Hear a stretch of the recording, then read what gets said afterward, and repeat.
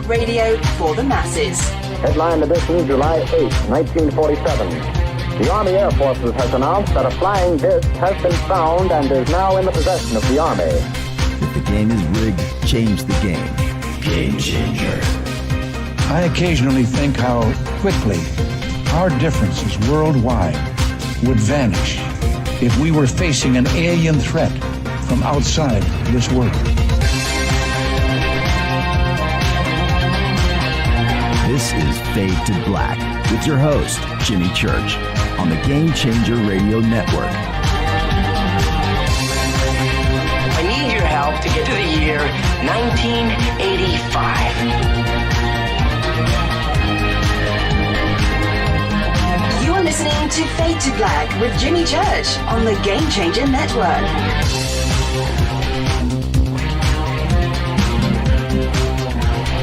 Good evening. Fade to Black. Bespoke Radio for the masses. Yeah, man. How you doing? Today's Thursday, April 14th, 2022. Let's do this, man.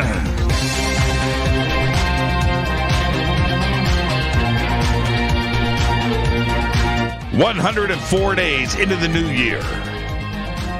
Only 261 days left. We are live from a bunker somewhere in the middle of nowhere. A total undisclosed location. But it is beautiful in here. I would like to welcome everybody listening all around the world. All across the United States. Hither and thither, to and fro, back and forth, up and down, east and west, north and south, far and near. This is Fade to Black for KJCR, the Game Changer, and Unnext Network's Race Hobbs. I'm your host, Jimmy Church. What is cracking, everybody? How you doing?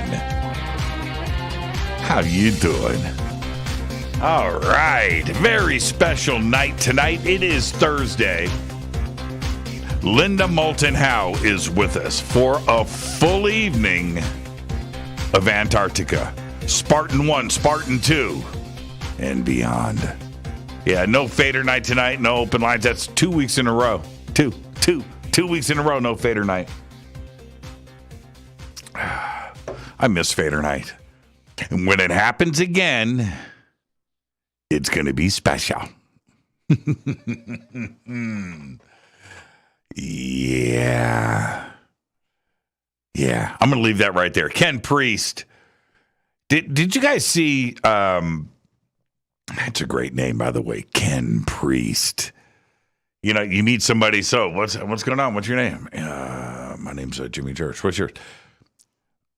Ken Priest. Whoa, slow down. What? Ken Priest.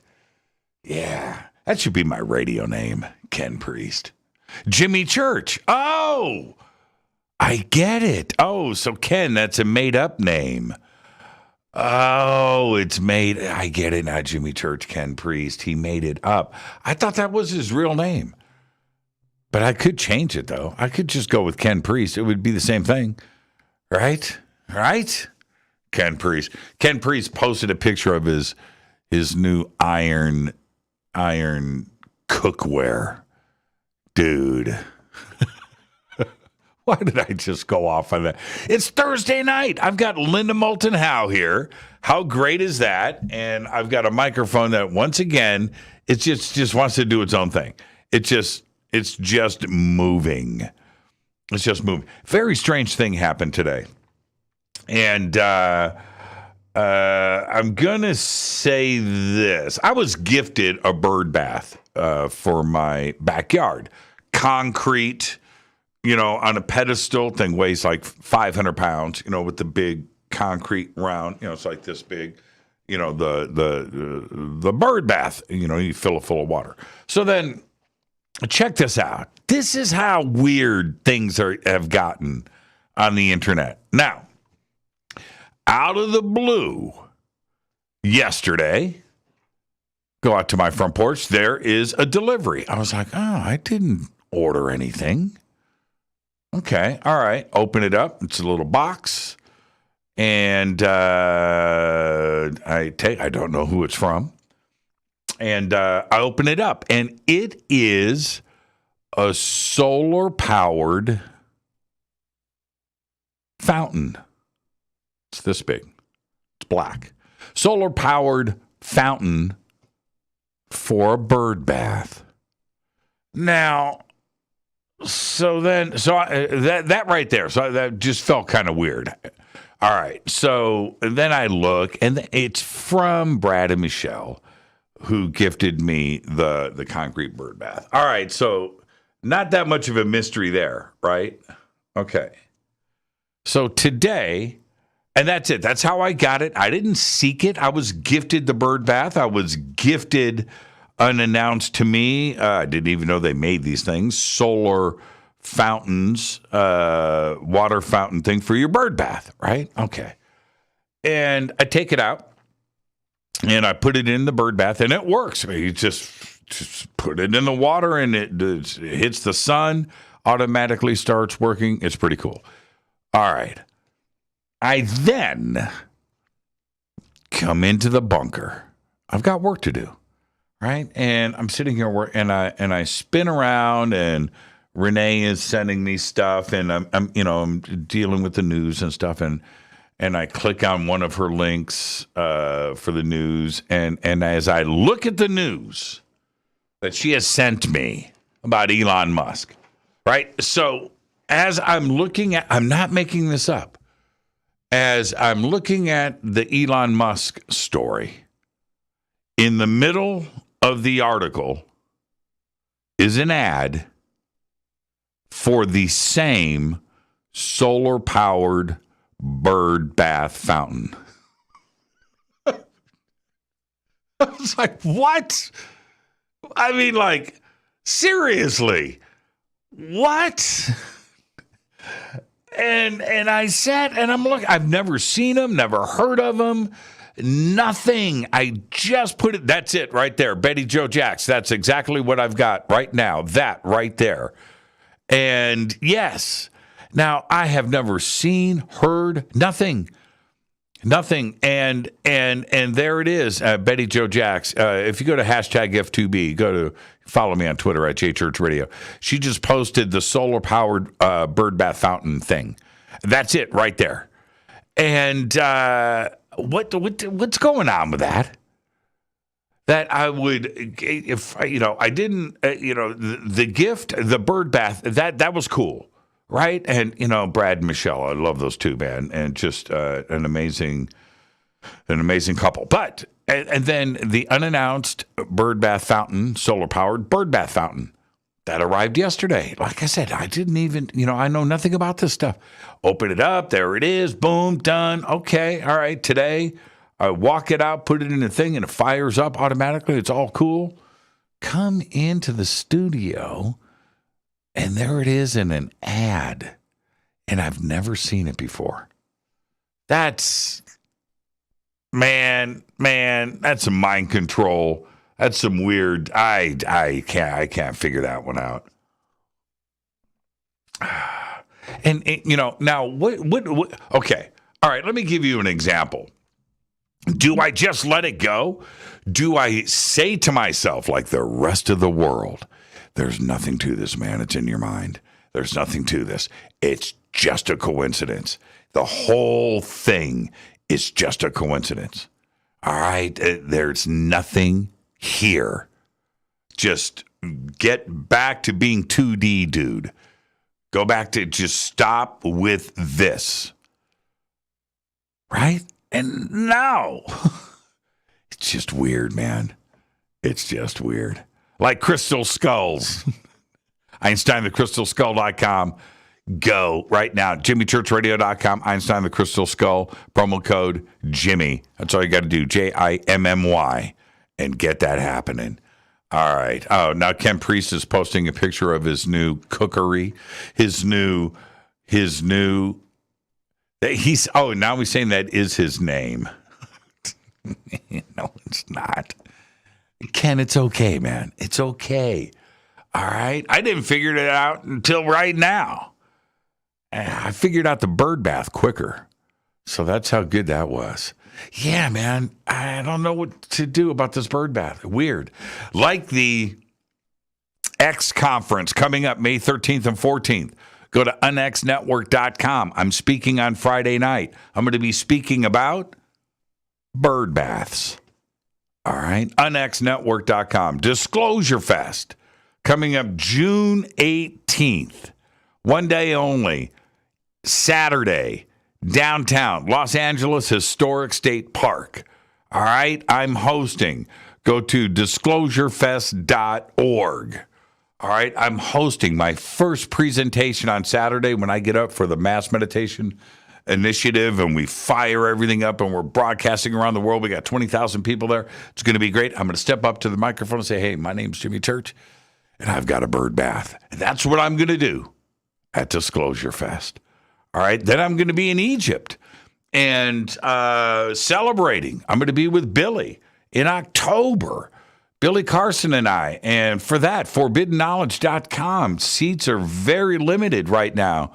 We've got a second bus that has been added, and get your tickets now. I'm going to be celebrating, and when I get to Luxor to celebrate my birthday with all of you, right, and it's going to be great at Luxor, I'm going to put up a solar-powered bird bath. I'm going to do it right there in Luxor.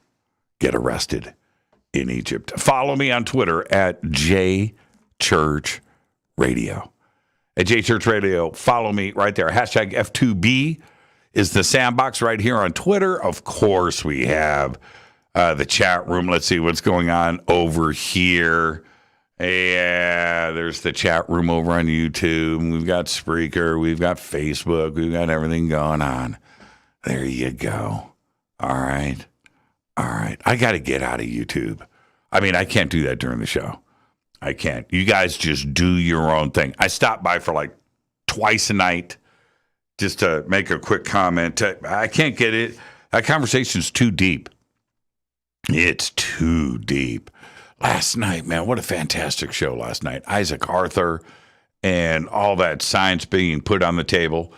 And I go over, and we're talking about science. We're talking about quantum, atomic level gravity and things and dark matter and deep and fantastic conversation. I jump over to YouTube.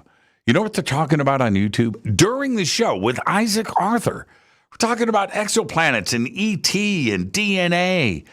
Unbelievably great show. Science. You know what they're talking about in the YouTube chat room? Dog food. They're talking about pet food, cat food. What? And I was like, all right. Yeah, what are you going to do? All right. Let's get to the breaking news. 10 days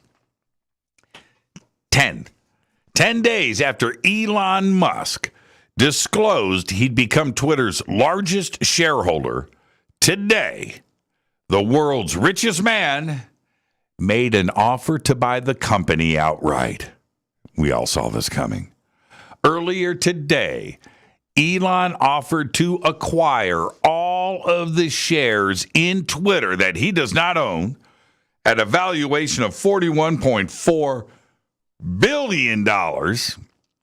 And all of this according to an official filing with the Securities and Exchange Commission. His offer price of $54.20 per share represents a 38% premium to Twitter's April 1st close.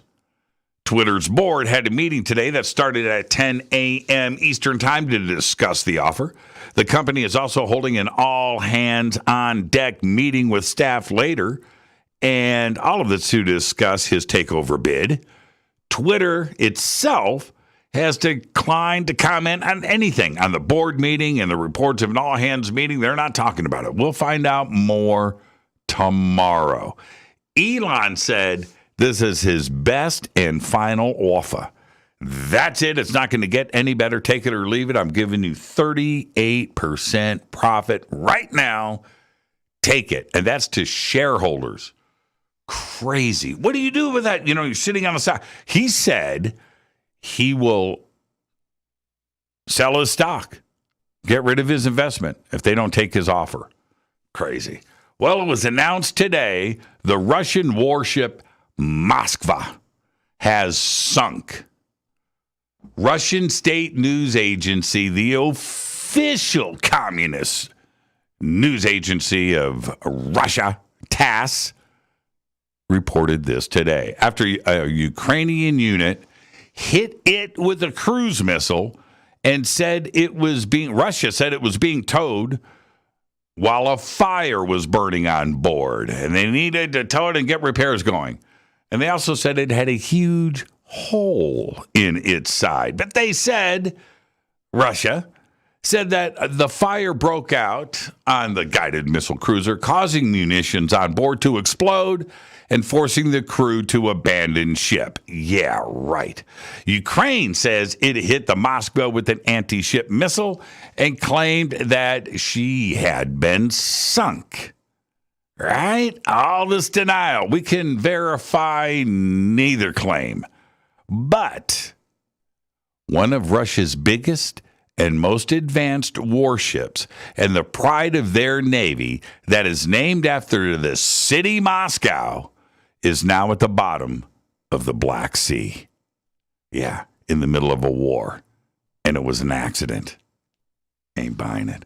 The third attempt at the final pre-launch test for NASA's Artemis 1 megamoon rocket was underway earlier today. No announcement if it was ever completed.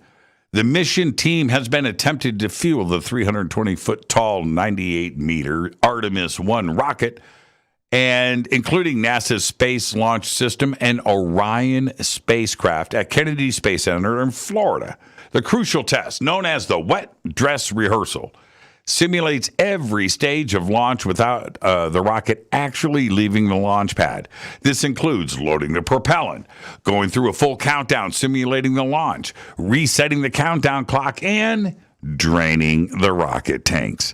Artemis 1 will launch on a mission that goes beyond the moon, around the moon, and returns to Earth. The current launch windows are June 6th through June 16th, June 29th through June 17th, and July 26th through August 9th. Yeah. Google just announced its plan to invest $9.5 billion with a B in U.S. offices and data centers around the country this year, up from $7 billion that they dropped last year on offices that nobody's working in. Strange. The big bet on office space comes as Google is embracing a hybrid work model. The Alphabet-owned company has called for many of its employees to work an astonishing 3-day week. Yeah. They're still going to work 2 days at home. Incredible. And right now, everybody is still pretty much 2 years of fully remote. Let's get this show cracking. Happy birthday to today. One of my all-time favorites, hands down, Anthony Michael Hall. Today is 54 years old, star of Vacation, star of The Breakfast Club, star of 16 Candles, star of Weird Science, star of 2 months on Saturday Night Live when he was 17 years old, youngest cast member of all time, and then had to go to rehab. Love Anthony Michael Hall. Adrian Brody today is 49 years old. New movie out. Wes Anderson. It's called The French Dispatch, about a newspaper. And it's got the normal Wes Anderson cast. Go and check it out. It's an excellent movie. Adrian Brody today is 49 years old. Peter Capaldi today is 64, star of Doctor Who. And he was in this really good movie a couple of years ago. I don't remember the name of it. Yeah. Country music goddess. Check this out. I've got 3 gods and goddesses in a row. Country music goddess Loretta Lynn today is 90. Bass guitar god, seriously, Kenny Aronson today is 70. Remember Billy Squire?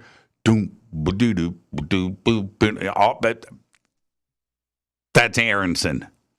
Dude is bad. Guitar god Richie Blackmore today, 77 years old. All right. Our dead guy's birthday today is, I didn't have one. Nah. I didn't. On this day in history, 1865, John Wilkes Booth shoots President Abraham Lincoln in the head at Ford's Theater in Washington, D.C. President Lincoln died the next morning. Fate or fact, in Portugal, you just start off right there. Fate or fact, in Portugal, everybody just laughed. Everybody did, right? Fate or fact, in Portugal, it is now illegal for bosses, your boss in Portugal, it is now illegal for bosses to text and email staff outside of work hours. And I love it. In Portugal. Tonight, very special guest, the one and only Linda Moulton Howe. She is right here. What is this? The Suicide Squad. That's a great movie. Wasn't there two? Wasn't there two Suicide Squads? I'm confused. Well, this one here is great. How many Suicide Squads have there been? Is there only one? Why do I think there's two? They're both good. Tonight, Linda Moulton Howe's here. We're going to be talking about snow and ice today. Antarctica, Spartan 1, Spartan 2, and beyond. All of that tonight with Linda. No fader night tonight. No open lines tonight. No phone calls tonight. We didn't do it last week. We didn't do it this week. We probably will do it next week. All right. Now it's time for me to hit this River Moon coffee.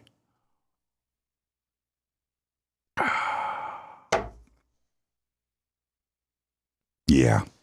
I kind of miss it, though. I won't be able to talk guitars tonight. But right now, I want to talk about us.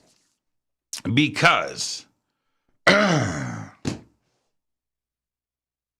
have heard so many times over the years when hearing different versions of the Fermi paradox and the answers to it, you know, and the Fermi paradox simply states there's all kind of, the universe is teeming, the galaxy, the Milky Way, teeming with life, alien civilizations everywhere.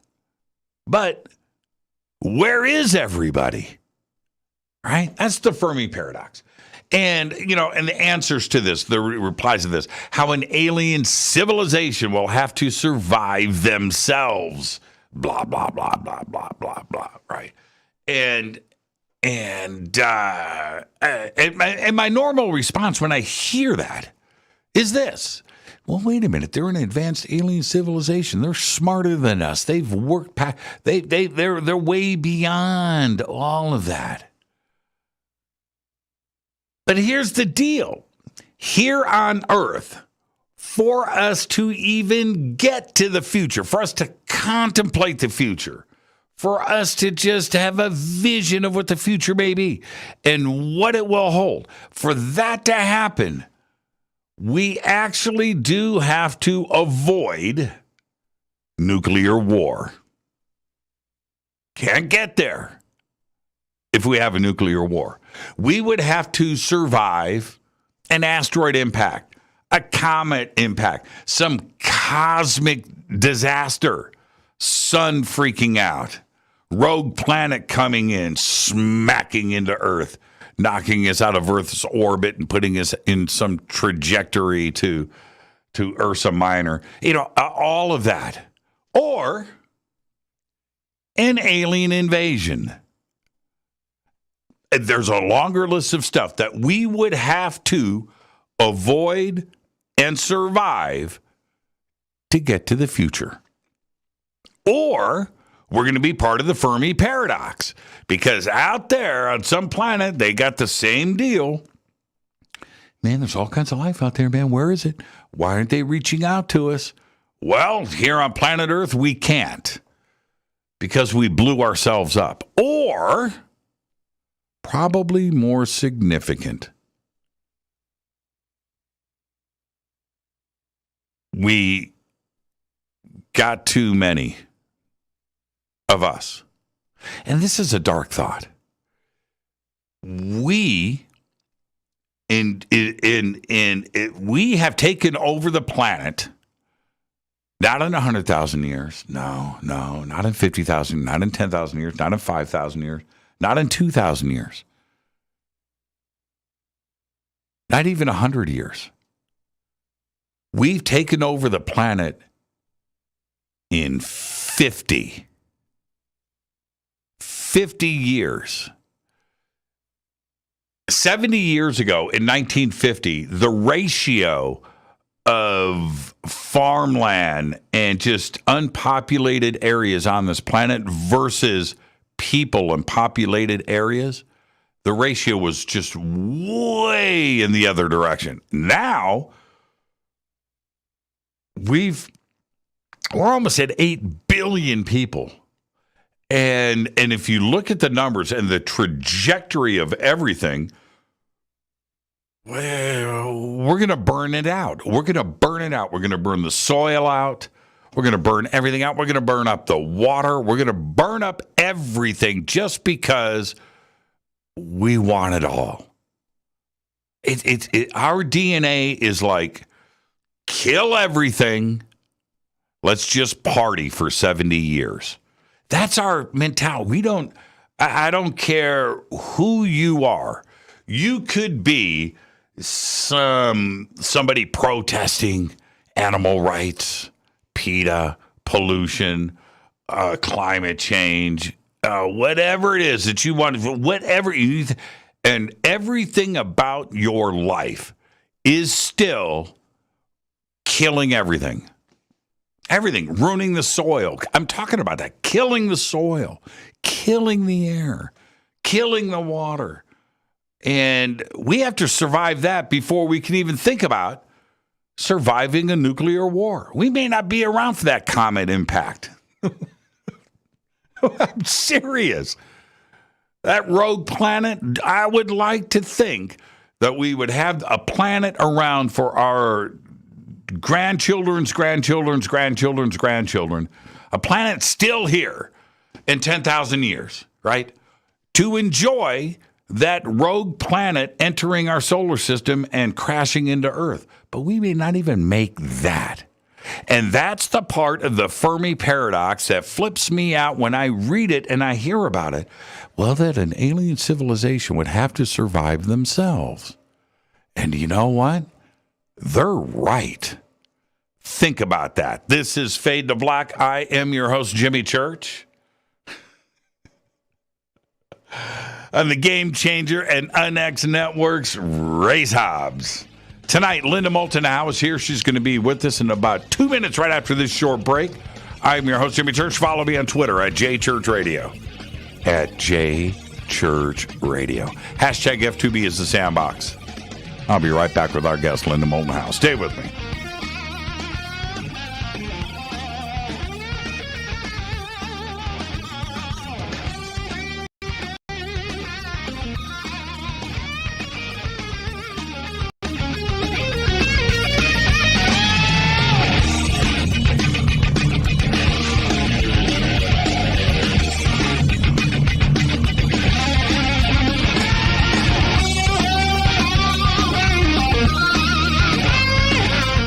This is Nicole Church, daughter of you-know-who, and you're listening to Fade to Black on JimmyChurchRadio.com and the Game Changer Network.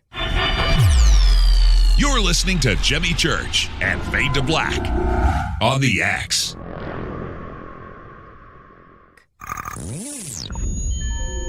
You're listening to Jimmy Church, Fade to Black. Fade to Black will now pause for alien identification. The station that talks the net. Introducing the Game Changer blend from River Moon Coffee that delivers a customized blend made specifically for the Fadernauts. If the game is rigged, change the game. It's a bolder cup with some bite. Game Changer is the coffee of choice for those that prefer an organic dark roast that is slightly lighter and milder, but it's still dark. With wild notes of pecans and chocolate with a rich, balanced, full-bodied cup that is roasted to perfection for a great coffee to start your day, as an after-dinner coffee or anywhere in between. Artisan, small batch roasted to perfection. USDA certified organic, all River Moon coffee is freshly roasted and packaged in the USA.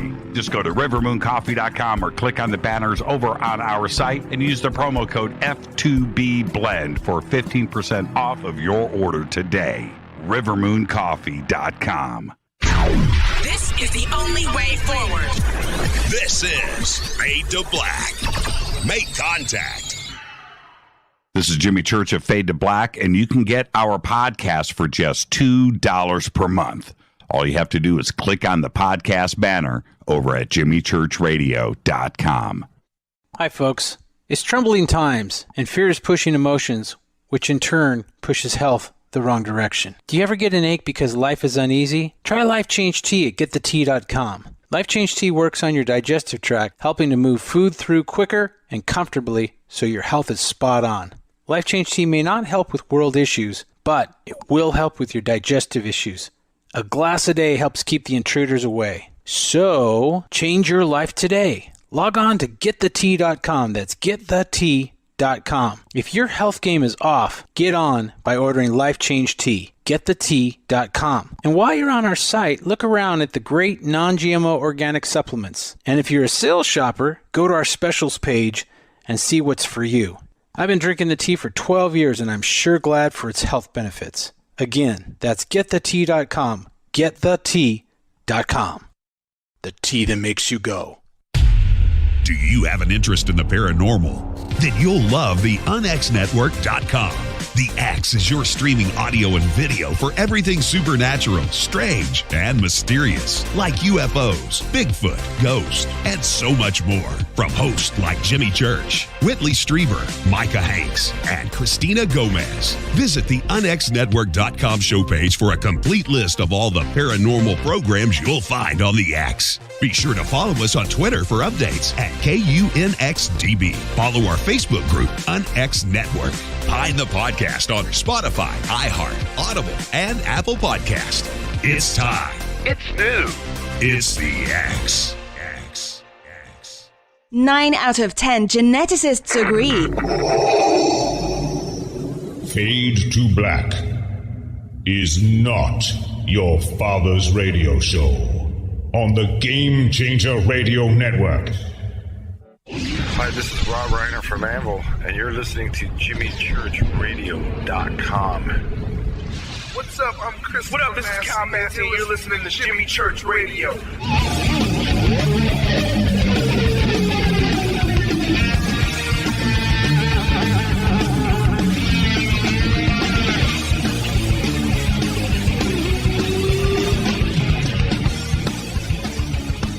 All right, welcome back. Fade to Black. I am your host, Jimmy Church. Tonight, Linda Moulton Howe is here. It's a full night of snow and ice. Antarctica, Spartan 1, Spartan 2, and beyond. Linda is a graduate of Stanford University with a master's degree in communication. She has devoted her documentary, film, television, radio, and writing and reporting career to productions concerning science, medicine, and the environment. Ms. Howe has received local, national, and international awards, including 3 regional Emmys, a national Emmy nomination, and a Station Peabody Award. Linda produces and reports and edits Earth Files, of course. And she also hosts her weekly live stream on YouTube that has just passed, are you ready? 200,000 subscribers. She recently starred in the 2021 film The Observers and has been on Ancient Aliens since its first season. But Linda has traveled to Venezuela, Peru, Brazil, England, Norway, France, Switzerland, the Netherlands, Yugoslavia, Turkey, Ethiopia, Kenya, Egypt, Australia, Japan, Canada, Mexico, and the Yucatan and Puerto Rico for research and productions. And I would like to welcome back to Fade to Black, Linda Moulton Howe. Hi, Jimmy. How are you, Linda? How you doing? Well, I think that this is a really appropriate time to look at the real South Pole and what a mystery it is. And frankly, from all of that work that I have done with Spartan 1 and 2 and Brian S. and the man I called Sam, I have several sources. One of the most interesting questions and research that I got into is where was Antarctica 250 million years ago? Right. And that's when all of the land on Earth was part of one supercontinent that scientists put the name Pangaea on. It's a Greek word. It means entire Earth. And when you see scientific diagrams, you would see a round ball Earth with all of these sort of land sections all put together called Pangaea. And as the Earth's core has gone into different stages of heat, it has had hot magma that would come up from the inside core of the Earth up to the planet's crust, and this caused the kind of thinning of Pangaea that began to crack and move. And now we're going to 200 million years ago when it finally broke into two big pieces, Gondwanaland and Laurasia. And what is interesting is as you follow it from that point on, you are in a piece of a kind of roundish section of land that kept, for reasons that are still not quite clear, it kept moving further and further south for more than 100 million years. It was covered with tropical plants. There were dinosaurs, and this is the land of Antarctica. But the mystery doesn't end there. This is the most amazing part. 34 million years ago, hot, tropical, something happened. And it's down in the South Pole. It wasn't happening anywhere else on planet Earth. That it began to get cold, and ice began to build up between 34 million years ago and 33 million years ago. And the Antarctica's long-time 100 million year tropical climate rapidly changed to snow and ice, and it built up to a mile deep and then 2 miles deep. And it was, now here comes the next strange mystery. Why did that occur when it didn't happen anywhere else on the Earth? And then why, at around 14 million years ago, did it heat up and then go back to deeper, even deeper ice? And this is one of the questions that was posed to me by Spartan 1 and 2. Is it possible that the answer to the strange 100 million years tropical to ice and no explanation 34 million years ago by 33 million having all this deep ice, could it be that it was motivated and produced by non-human intelligences who are the ones who built these big black structures now hidden 2 miles, maybe 3 miles in one case, down deep under the Antarctic ice, and that maybe it was non-human intelligence that had an agenda, and they did the structure building before all the ice, and that they are the ones who provoked the tropical change in order to hide themselves from the Earth over all these millions of years, meaning that they've got and have had really sophisticated, big, huge structures that the military sources now who have been there describe and talk about, and we can talk about in detail. Sure. But you have to put it in the context of the strangest chunk of land and what it did for over 100 million years, and that is the strange continent of Antarctica. Yeah, no question about it, Linda. And you set the stage really well. And the questions, and we're going to jump into all of this very deeply, is did this happen when it was lush and tropical before it moved, right? And was it occupied after it moved? Were some of the things done after it got cold, right? There's that part. And the other part of this conversation, of course, is who was Spartan 1 and Spartan 2. We'll get into that. And how you have made the connection to them and the interviews and research and others too, just not those two, over the years. And by the way, before we get started, I know I made a video for you and everything, but I haven't spoken to you. Well, I've spoken to you, but I haven't said these words. Which is congratulations. And 200,000 subscribers is amazing.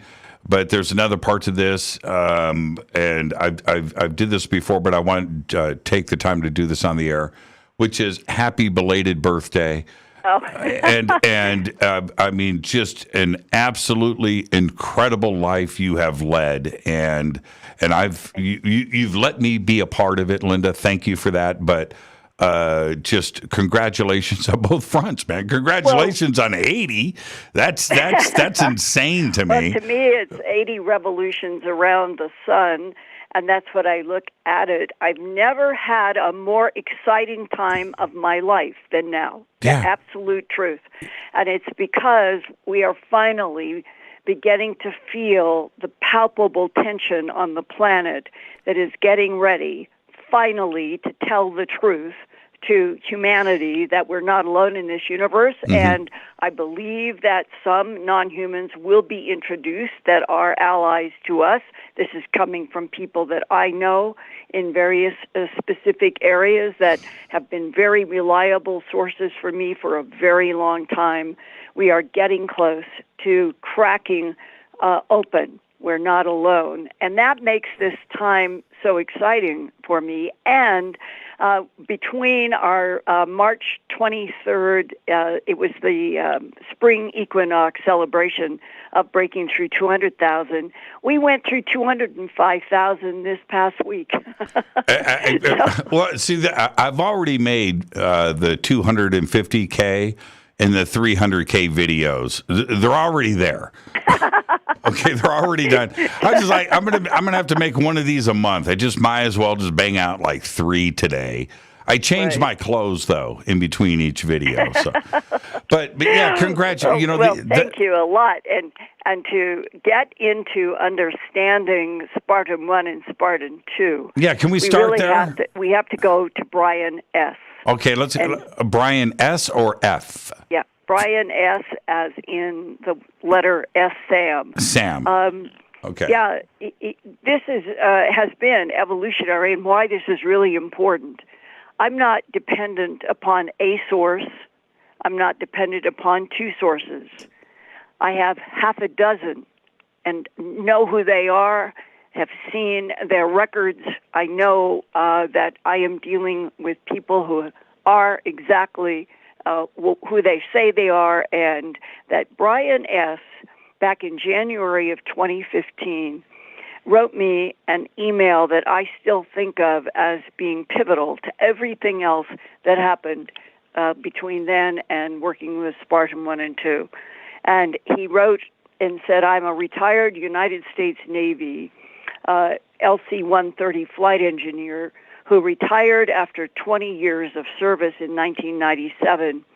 I have been wanting to write you for a long time about my experience on the Antarctic continent with flying vehicles that I and the crew were always told not to talk about.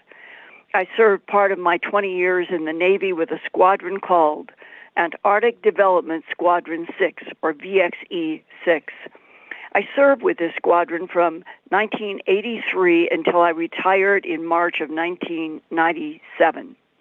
Being a flight engineer, I flew more than 4,000 hours in that capacity, and I have seen things that most people have not even imagined on the continent of Antarctica.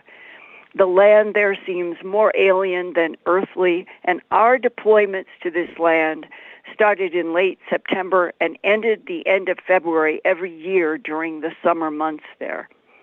24 hours of daylight. And during my time in the squadron, I flew to almost every part of the Antarctic continent, including the South Pole, more than 300 times. McMurdo Station, which is 3.5 hours of flying time from the South Pole, was the point of squadron operation during our yearly deployments. And between these two stations is a mountain range called the Transantarctics.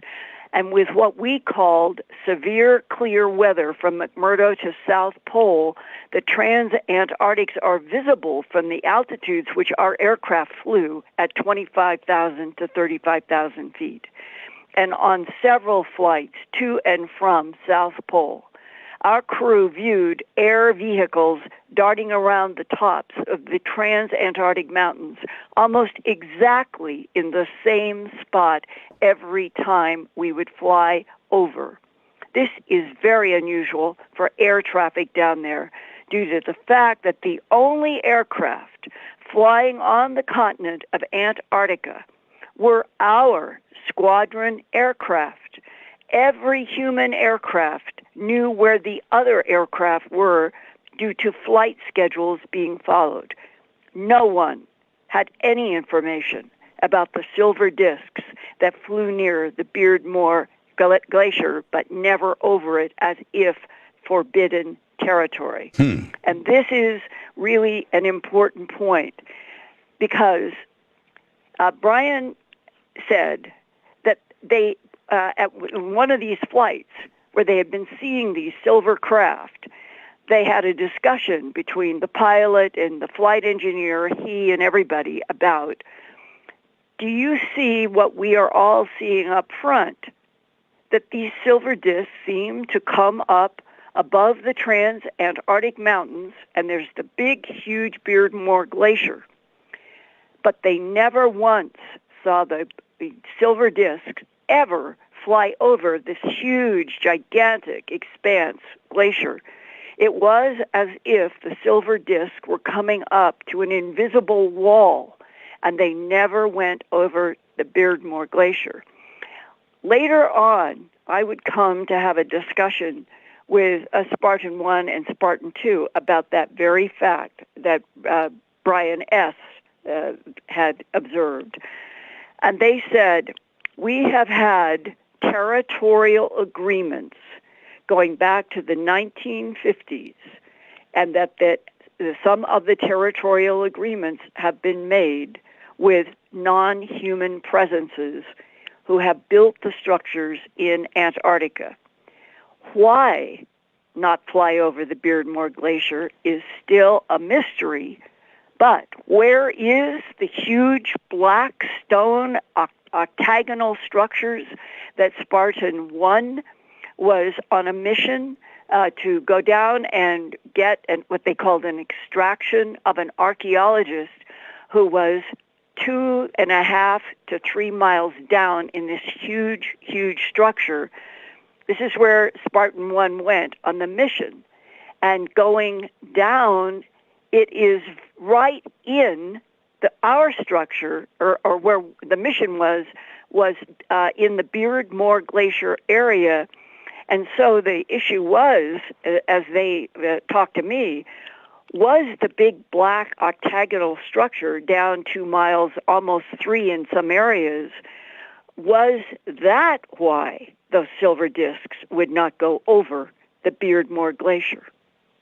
I'm looking at the Beardmore Glacier here and how it connects and where it pours out. Because there's a mountain range in the middle of the two sections, but this is about as remote as it gets, Linda. Right? I mean, you're not walking there, right? No. There's no way to investigate, right? Yeah, and the way that people get there I have two SEALs who have given me great details. One is Spartan 1, and another is he had been there 3 times. He heard me doing an interview with Spartan 1, and this other SEAL comes forward in a very protected, confidential way and says, I know that everything that Spartan 1 is telling you is true, Linda, but there's even more. I have been there 3 times since 2012.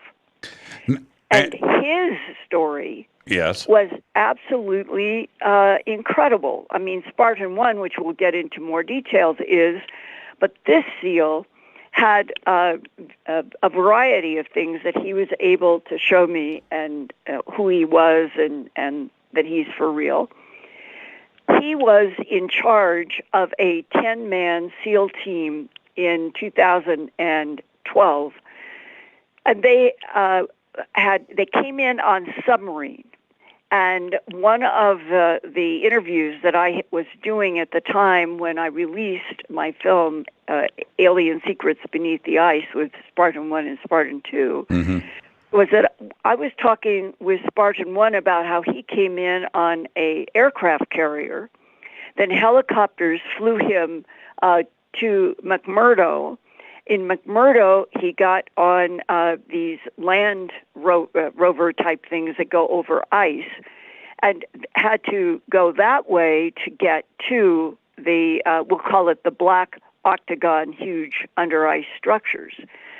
Well, the other SEAL who heard me in an interview, but ended up talking to me about being there 3 times since 2012, Spartan 1 was there once for a lengthy stay in August of 2003, 9 years before. We'll call him Sam, the SEAL Sam.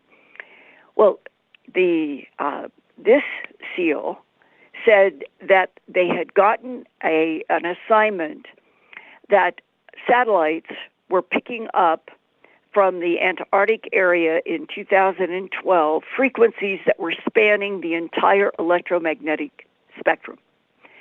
And they were going in on submarine. And you and I and others who work in the public, that you sometimes you will get an email that blasts you, and in this case it was, there's no submarine ability to go into Antarctica. Those are the people who don't know what they're talking about. Sam, who lives in that world, and others, yes, he said, people think that we have not made submarines that can sustain the pressure of going down 2.5 to 3 miles. He said they don't know anything about what the United States has. He said, I went in on submarine, and he said where we came in, it was as if we were coming into a modern, made for our submarines, but Linda, we don't know how old. And that when they brought in the submarine and they came out in an area which was known, he said you didn't even have to decompress. It was automatically, whatever it's made out of, like the self-activating software that came up in the discussion with Isaac on the Dragonfly drones. Yes. Okay, and remember, everything on the surface of those drones was software. Was like self-activating software. It's exactly the same thing, only it's built into the molecular structure of the walls, the floors, the ceilings. Every single thing is like activated computers. And he said that it automatically adjusted for their decompression. The temperature stayed everywhere they went between 68 and 72 degrees Fahrenheit. And exactly as Spartan 1 would describe his, walking through these very beautifully clean, perfect hallways. And that wherever you moved or stopped, the light in the walls went with you. And that is exactly what SEAL Sam told me that they experienced also. But here is something that Sam told me that is not the experience of Spartan 1. Sam said he's heading the 10-person crew, the SEAL team. They have this strange, the entire electromagnetic spectrum, all frequencies, is being picked up by satellites. They haven't a clue what's going on.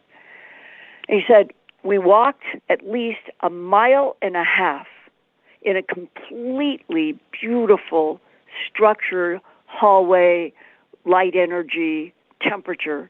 And they came to what he said it looked something like an intersection in the structure. Like there was a sense of something crossing where they were in the hall. And suddenly, he said, it was his mind that was hit first.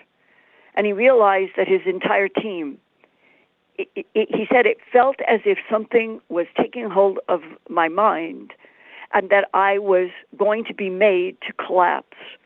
And he said, I am a SEAL. And I began pumping myself, saying, you're stronger than this. You're stronger than this. You can defeat this, whatever it was. And they had no idea. Some of the men were falling to the floor. And then he said it looked as if armadillo hide, so that's sort of that triangular pattern on armadillos, that coming right through the walls came these figures as if they just emerged like holograms outside of these clean walls, right out into where the SEALs were having such a hard time. And he said that he was doing everything he could to just try to sustain his mind, realizing he had no idea what it was to this day. He said, I do not know. Was this a sophisticated hologram that was demonstrating for us not to hurt us, but it was sort of like an attack? Or were they actual entities that could move in and out of walls, which are described in some human abduction cases, because some of the non-humans can control the diameter of the atoms and the molecular structure, Planck's constant. And to this day, he said that was one of the scariest moments in his entire SEAL career. He still works operations because they do not know what were they dealing with. Were they dealing with sophisticated holograms, or were they dealing with entities right in front of them, a very sophisticated SEAL team who was able to move in and out of what appeared to be matter walls? Let me jump in right there, Linda. We got to take our break. That's a perfect spot for a break. Linda Moulton Howe is with us tonight. It's Antarctica, Spartan 1, Spartan 2, and beyond. All that and much more right after this short break. Stay with us. This is Fade to Black. I'm your host, Jimmy Church, on the UNX and Game Changer networks. We'll be right back after this short break. Stay with us.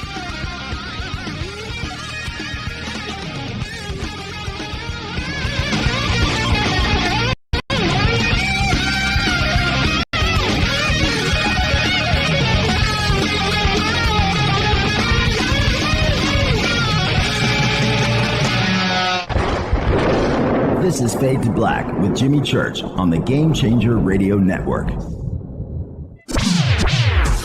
Your 1 million gigawatt paranormal powerhouse, KUNX-DB, BX. This is Billy Carson, founder and CEO of ForbiddenKnowledge.tv. ForbiddenKnowledge.tv is the fastest growing and one of the most watched networks in the world. I would like to personally invite you to check out our expanding library of TV, film, lectures, and special presentations. ForbiddenKnowledge.tv has over 6,000 videos covering lost history, health, UFOs, spirituality, and our future. We are committed to our community, and with my personal invitation, you can, right now, get your free 30-day membership at ForbiddenKnowledge.tv. Your own library of information starts today at ForbiddenKnowledge.tv. Because you never got that pony you always wanted. Damn it. Jimmy Church and Fade to Black on the Game Changer Network. Listen, I know, and you know, that you've always wanted your first crystal skull. Or maybe you're a collector just like me, but you just don't know where to go to find the real thing. Then I met Carolyn Ford over at EinsteinTheCrystalSkull.com. Carolyn is the guardian of Einstein, one of the most respected ancient crystal skulls in the world. All of her unique skulls have been imprinted sitting with Einstein in his sacred lodge and are carved from the finest gemstone and materials. Imprinting is the process of receiving the ancient wisdom from the master skull or master computer, Einstein, the ancient crystal skull. To see Carolyn's current collection of crystal skulls, just visit her store at EinsteinTheCrystalSkull.com or click on the banner over on our site. Don't forget to use the promo code Jimmy at checkout to receive 10% off of your order today. That's promo code Jimmy. Finding your first or next crystal skull is easy. Just visit EinsteinTheCrystalSkull.com. Hi, Race Hobbs with the X. Obviously, if you're listening to this, you have an interest in unexplained phenomena like ghosts, Bigfoot, and UFOs. And by now, you know that we have our own X blog, the UnX newsletter, and the UnX magazine quarterly. But most of you don't know that we have started our very own paranormal conference. And this year, for safety, this 2-day XCon will be virtual, so you can attend from the comfort of your home. XCon presenters include Whitley Strieber, Micah Hanks, Margie Kay and Preston Dennett, Lisa Martin and Wayne Lawrence, Lee Spiegel, Debbie Zagelmeyer, Dan Terry, Kate Grabowski, and Ray Hernandez. There will also be a live paranormal investigation by the Riverside, Iowa Paranormal Team. So come hang out with us in the safety of home as we set out to explain the unexplained Friday, May 13th and Saturday the 14th, 2022. And tickets are on sale now. Go to unxnetwork.com. That's unxnetwork.com. Hello, I'm Katie, and you're listening to my main man, Jimmy Church, on jimmychurchradio.com. Hi, this is Race Hobbs here, repping the planet, and you're listening to my good friend, Jimmy Church, Fade to Black. This is Toby Kebbell. You're listening to jimmychurchradio.com. Don't hurt me, Jimmy. I'm only little. Hey, I'm Adrian Grenier. And this is Ari Gold. We're the Honey Brothers. We're also the Honey Brothers. Hey, I'm Adrian Grenier. And I'm Ari Gold. We're the Honey Brothers. And you're listening to Jimmy Church. The Revolution. This is Jimmy Church of Fade to Black, and you can become an official Fadernaut by just going to our membership section at jimmychurchradio.com. Hello, this is Serena Wright-Taylor from Conscious Life Expo, and you're listening to Fade to Black with Jimmy Church, who holds the Lucky Pony record for the best astrological chart since 1963. True story. This is Micah Hanks of the Gralien Report, and you're listening to Jimmy Church on Fade to Black.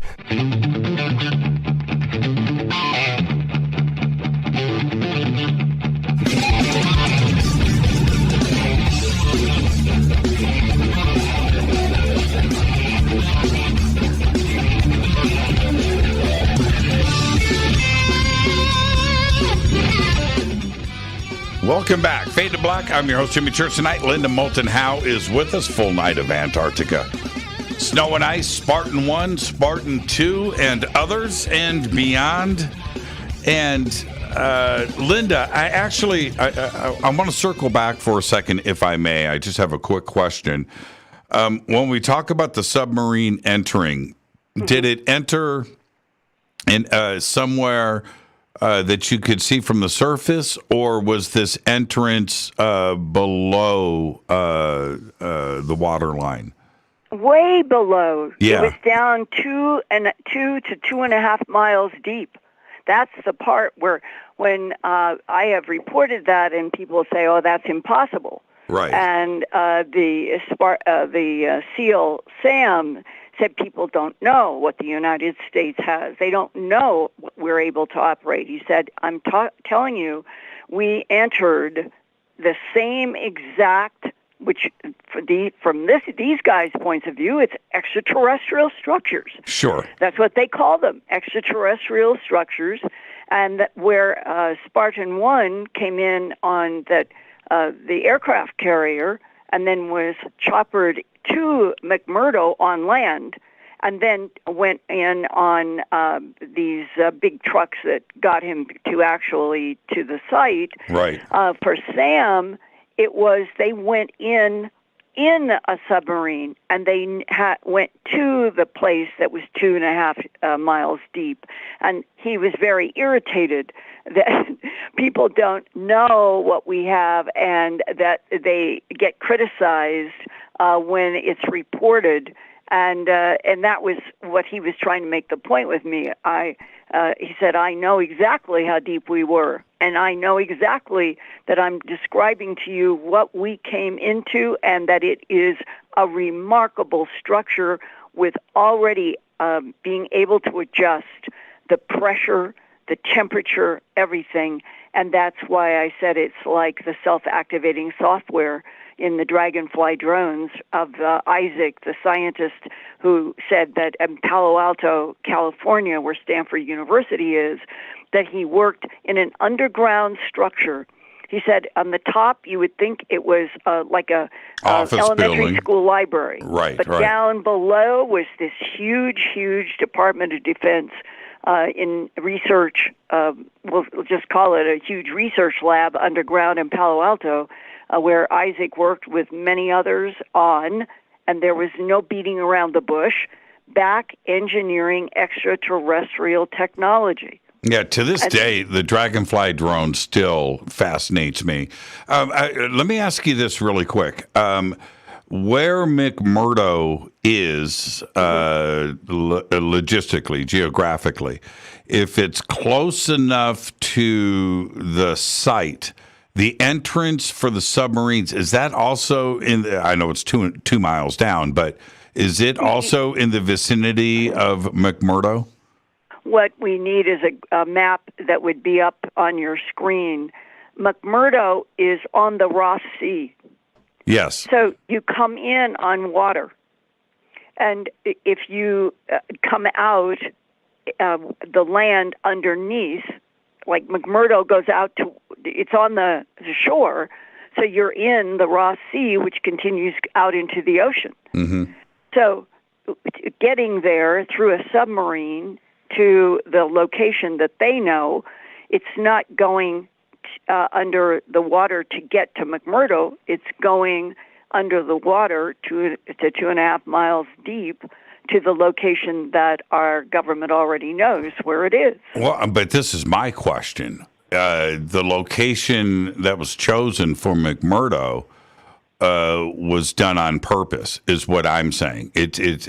Antarctica is very big, right? And so for the site of the structures and then the tunnel entrance under the water, if it's all where McMurdo is, considering the size of Antarctica, that's not a coincidence, is it? Well, that's what's called implication and speculation. I don't have proof that we put McMurdo there because of UFO and ET activity, but I can't say that we didn't. It's one of those things that we all need a whole lot more straightforward information about what has happened in the last 80 years since World War II, when Antarctica was a big deal in the Admiral Byrd, we'll say, expedition, that they got chased out allegedly by UFOs. Sure, sure. And like I said, if you just go to the size of Antarctica, the sheer size of it, and where McMurdo is, and then these other locations, the submarine entrance, the tunnel, I should say, and then the surface structures are all right there. And Antarctica is too big. I just don't think that's a coincidence.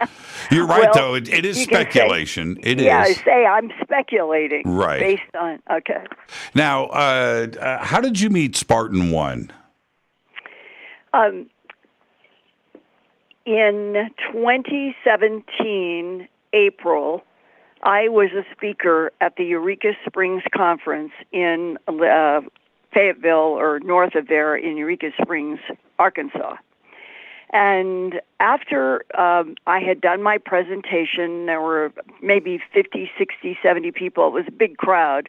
They wanted to talk with me, Q&A, and I went down off of the stage, and there was an area where they said that the speakers could talk with people. And as the various people were beginning to, I was totally circled. And it was like standing maybe no more than 3 or 4 feet from a whole huge circle of people, if you can sort of get this in your mind's eye. So I'm in the middle, and people are asking questions, and when they get their questions answered, then they're leaving and other people are filling. So I'm sort of in a circle. Mm-hmm. And I noticed this man with silver white crew cut. Crew cut to me almost always is military. Mm-hmm. And he was clean shaven otherwise, and he kind of was leaning forward, really toward everybody and everything that I was doing. I was noticing this man was very attentive and leaning forward with that crew cut. And I'm thinking, this is a military guy. And finally, the crowd got smaller, and he said, leaned forward, and he said, "Can I talk with you in the back of the room very quickly?" And I said, "Okay, when I finish my last question, do you mind? You can sit back there and I'll come back." And that was the beginning of the first 7-hour discussion with Spartan 2. And at that time, I knew nothing about Spartan 1.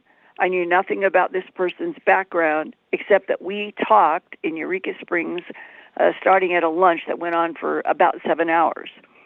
And during that period of time, he was telling me about a relative that was working in a space force that was already going out into other solar systems, that he had grown up.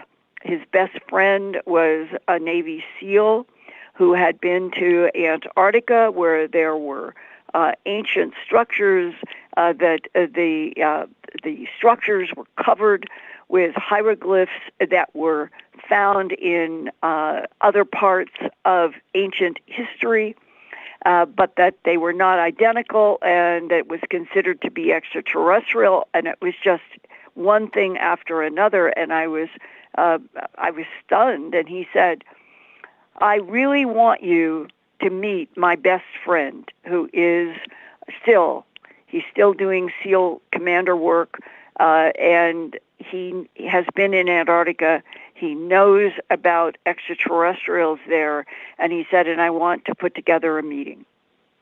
And out of that long discussion in Eureka Springs, it took from April of 2017 until July to August, across those 2 months of 2018, more than a year later.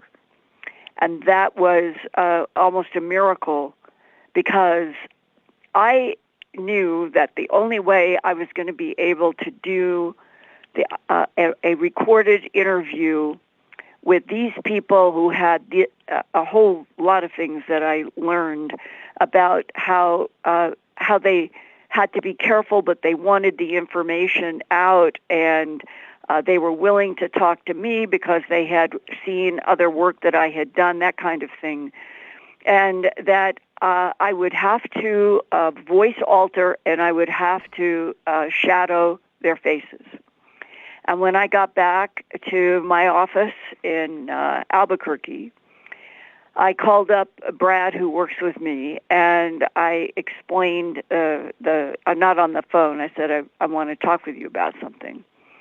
And we got together and talked about how I could possibly do this by myself without any commotion. No one would ever know where I was.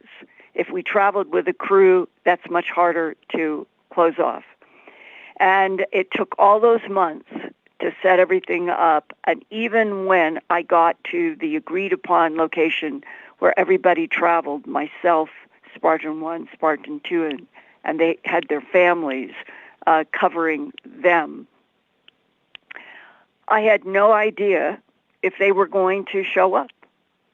And when I got to the place where I was the first person there, and I had literally rehearsed over and over and over again with Brad in Albuquerque, I had shot film and had done audio throughout my TV career, but it was not, I'm not a person who would sell myself as being a cameraman audio, but I had to rise to the occasion. Sure. And I had to be able to do this on my own, to do it successfully and control the total confidentiality of it all. And so I started unpacking audio and camera, not knowing if they were going to show up. And first came Spartan 2, and I recognized him, of course, and he had his wife with him, and we sat down, and he said to me quietly, Spartan 1 has a problem. And my heart sank. What do you mean? And he said, he'll explain when he gets here. But I've talked to him, he will be late. And that's all he would say. And so I have no idea what is going to happen. And it was about 90 minutes later that I was able to talk with Spartan 2 and his wife about just general things. And finally, there were steps coming to a place where we were. And this is where I meet for the very first time Spartan 1 and his wife. And let me tell you, I still don't know what the delay is about, but I've shaken hands with, I don't know, I think it's fair to say a few thousand people in my life. Per conference. And when Spartan 1 right.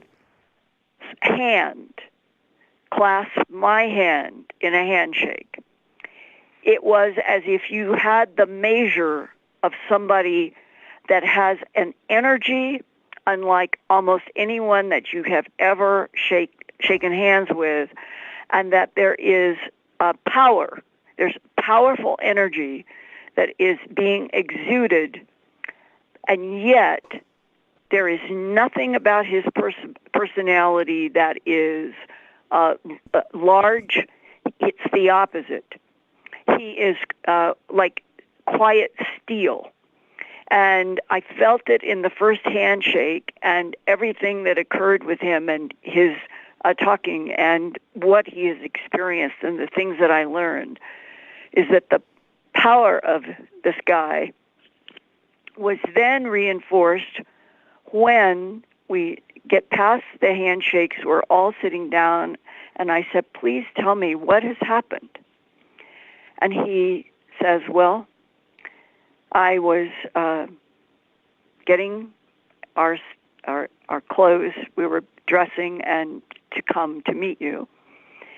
And he said the doorbell rang, and I walked to the front door.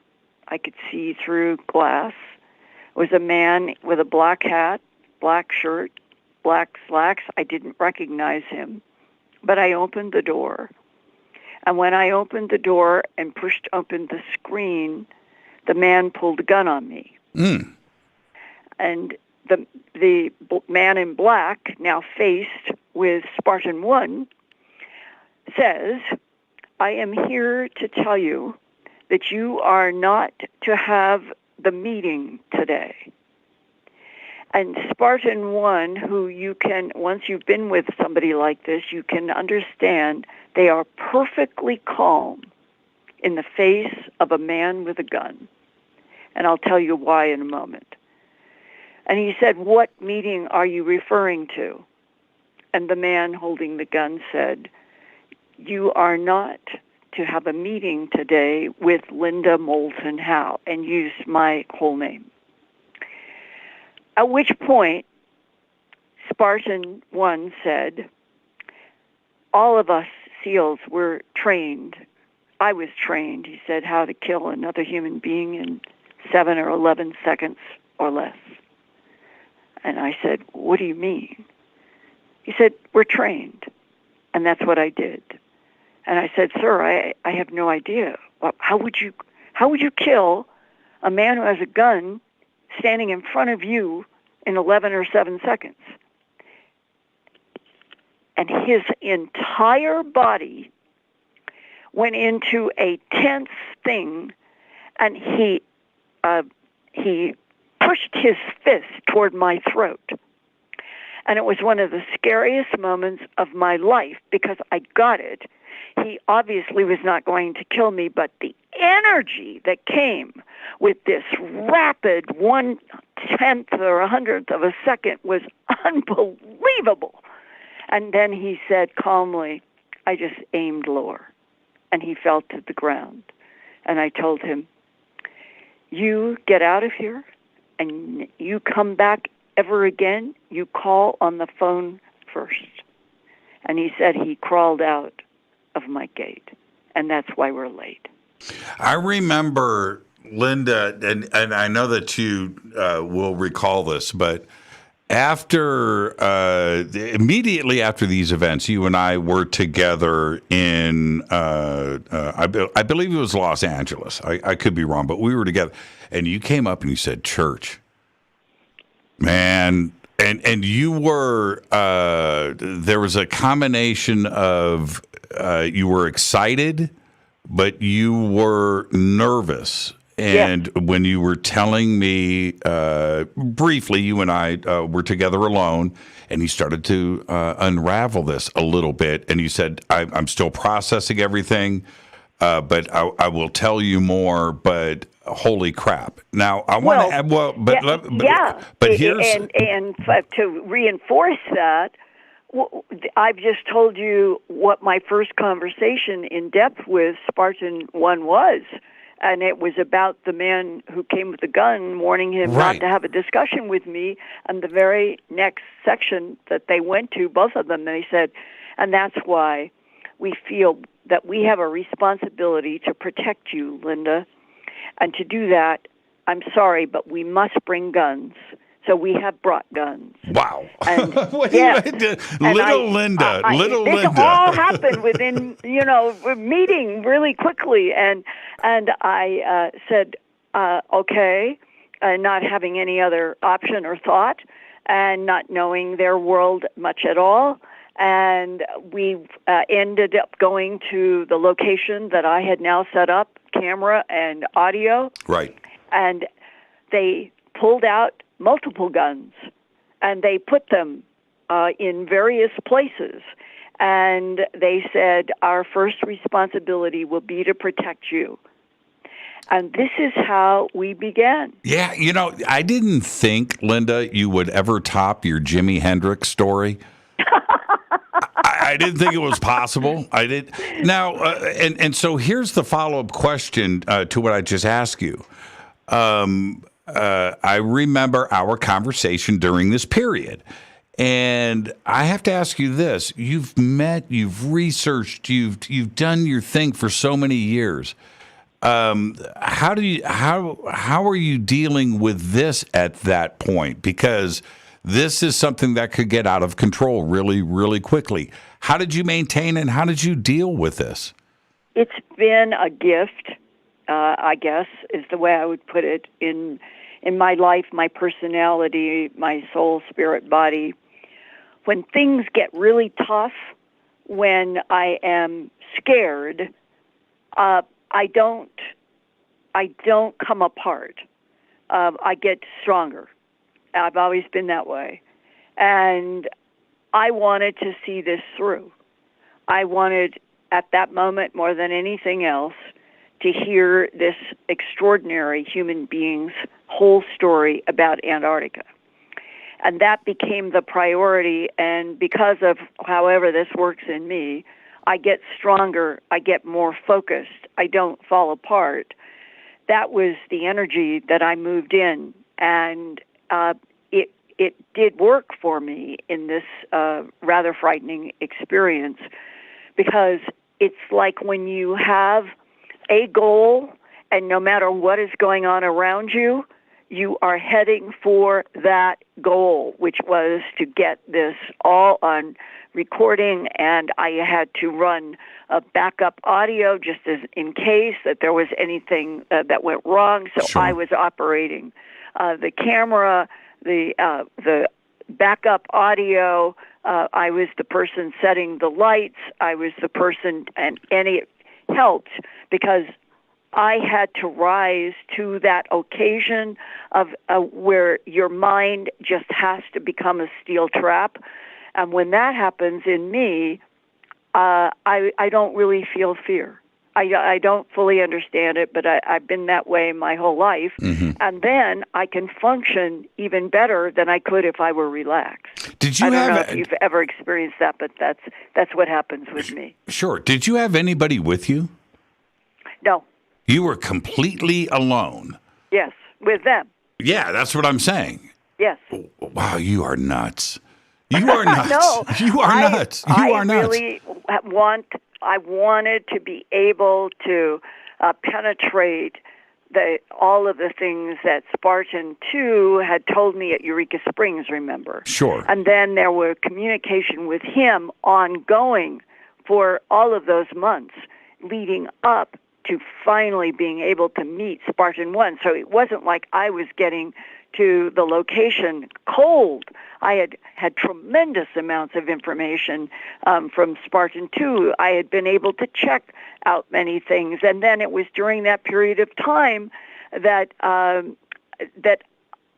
let's see, Spartan 1 and 2, July, August of 2018, and I was able to do reality checks with the SEAL Sam that fall. It all sort of unfolded in a pattern as if it was all meant to be.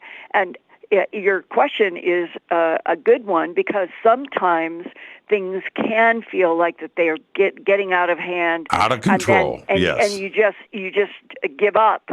But when things are really important, because I've been a producer, writer, director, editor, having to do my own camera work and audio work at Stanford. I had to do everything on my own at Stanford.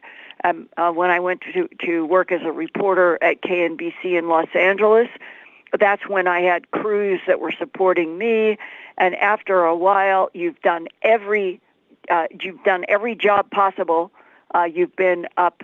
I'm thinking of the moment that I was called from KNBC as a reporter. There's been a murder in a parking lot, Linda, and we want you to go and see if the police are there, and we have a address for the parents, and we need interviews on this. And I can't remember now who the people were, but it was in a strange way similar that I got to this multiple parking structure. I had been told which end of the parking structure. I am all of 26 years old. I have never seen a murdered person before. And when I got to the side of this multiple structure in Los Angeles, I got out of the car. I'm staring at the not very well lighted entrance. It's my job to go to find the police to meet up with this murder. And I have my camera, my still camera, I have a portable audio, and I start walking up the ramp to go into this parking structure.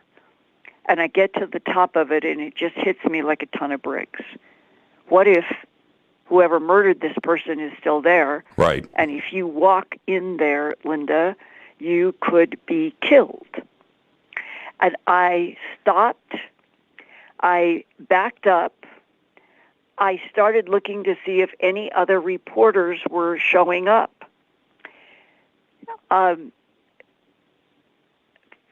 I couldn't see anybody. I believe that what I did was wait for a few minutes, And then I said, this is your work.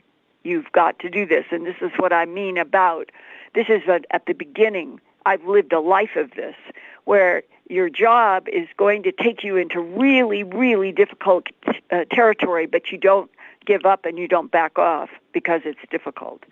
So I went back up the stairs. I remember this really clearly. And I was hoping that I might hear the sounds of other reporters that might be coming from the other end of this parking structure. Yeah, you're alone. You're alone. I'm totally alone. Right. And but this is my job. So I got back up and I started, something told me to just walk to the left. And this is what I saw. The body was lying right next to a car that was at the end of a row of cars inside of this structure. And that's how I saw the body. And I walked slowly toward, and it was a beautifully dressed, expensively dressed woman. There was her hair. There was not a hair out of place.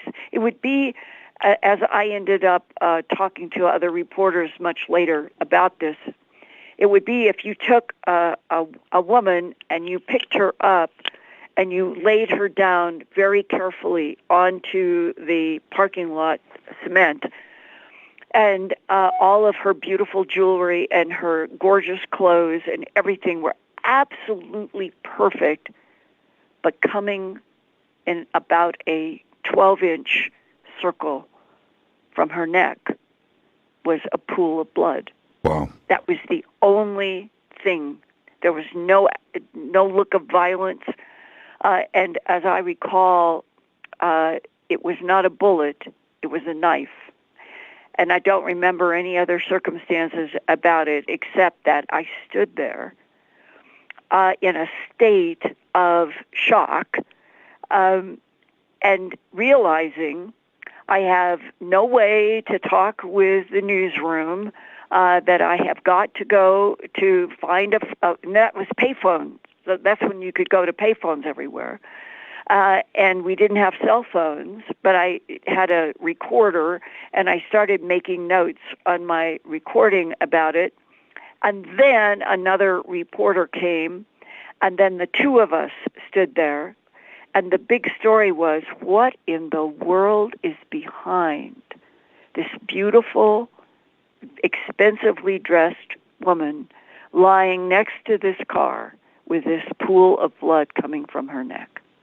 And I I don't think any of us ever learned the whole story, but eventually I got a call to the desk, they were able to give me the address to the parents.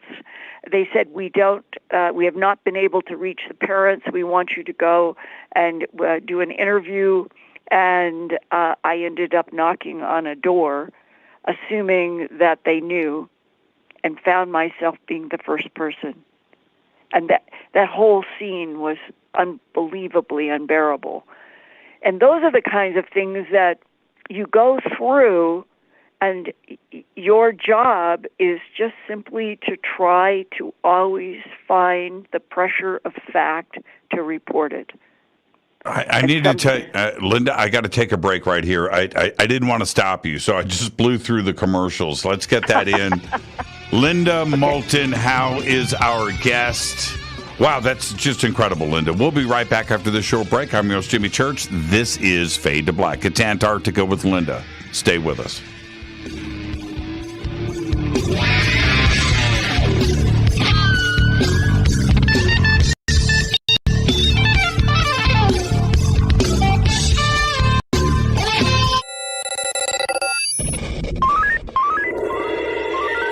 Way out here, we listen to Jimmy Church. You're listening to Fade to Black. You're listening to Jimmy Church and Fade to Black on the X. ¿Qué tal, mis amigos? Yo soy Mario Carson, el tiburón, y los invito para que escuchen a mi buen amigo Jimmy Church Radio. ¡Claro que sí!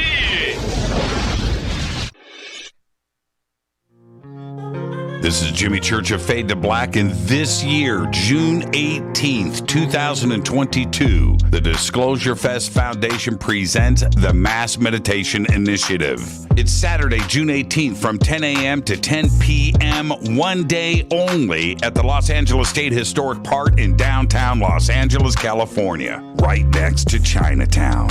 I'm hosting the event again this year with music performances by Trevor Hall, The Desert Dwellers, Poran Gi, and many, many more on 4 separate stages. There's 16 stages in total, over 30 acres in downtown Los Angeles, with vendors and tents and presentations and workshops with Billy Carson, Adam Apollo, Lori Spagna, Laura Eisenhower, Brad Olson, David Palmer, and many, many more. It's all simple to do. Just go to disclosurefest.org for all of your tickets, information, and a full schedule of the day's events. Again, disclosurefest.org.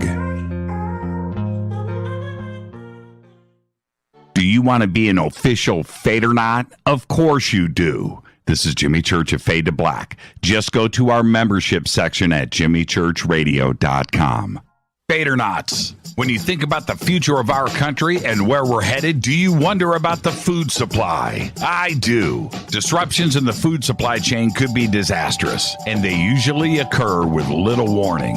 That's why the smartest thing you can do today is to stockpile emergency food, water, and other essentials. I personally recommend My Patriot Supply. They're the nation's largest emergency preparedness company, serving millions of customers for more than a decade. In fact, they're the only source my family trusts for our preparedness plan. You should too. Right now, save 20% off a full 4-week supply of delicious meals that provide 2,000 calories a day. Saving 20% helps too, doesn't it?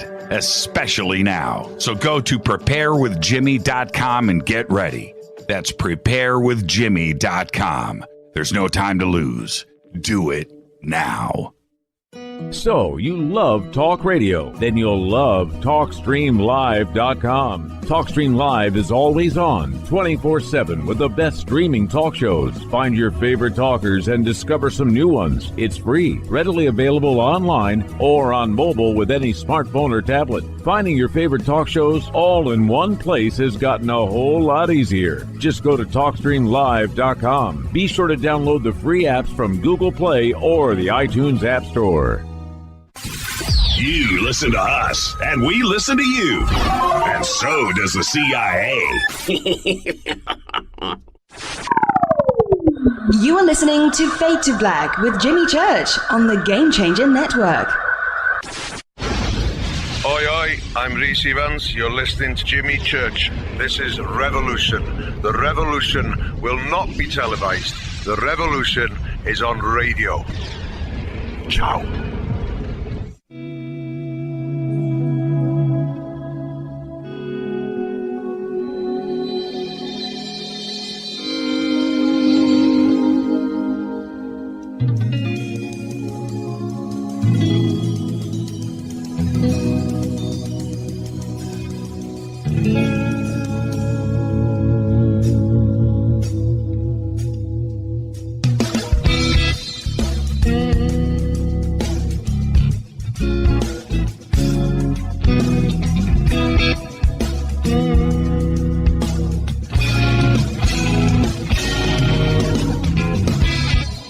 Welcome back, Fade to Black. I am your host, Jimmy Church. Tonight, Linda Moulton Howe is with us. We're talking about Antarctica, Spartan 1 and Spartan 2, and beyond.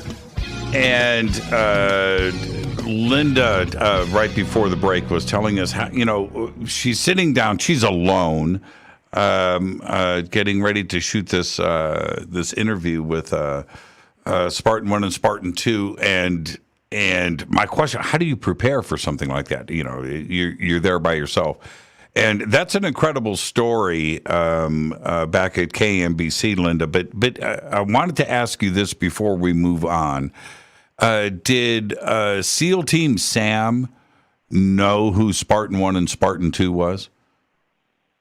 Not in any work way, but he told me more than once, because he would listen. Remember, I started reporting in my Earth Files YouTube channel and conferences after I got back from that incredible trip. And that's where Sam came into the picture.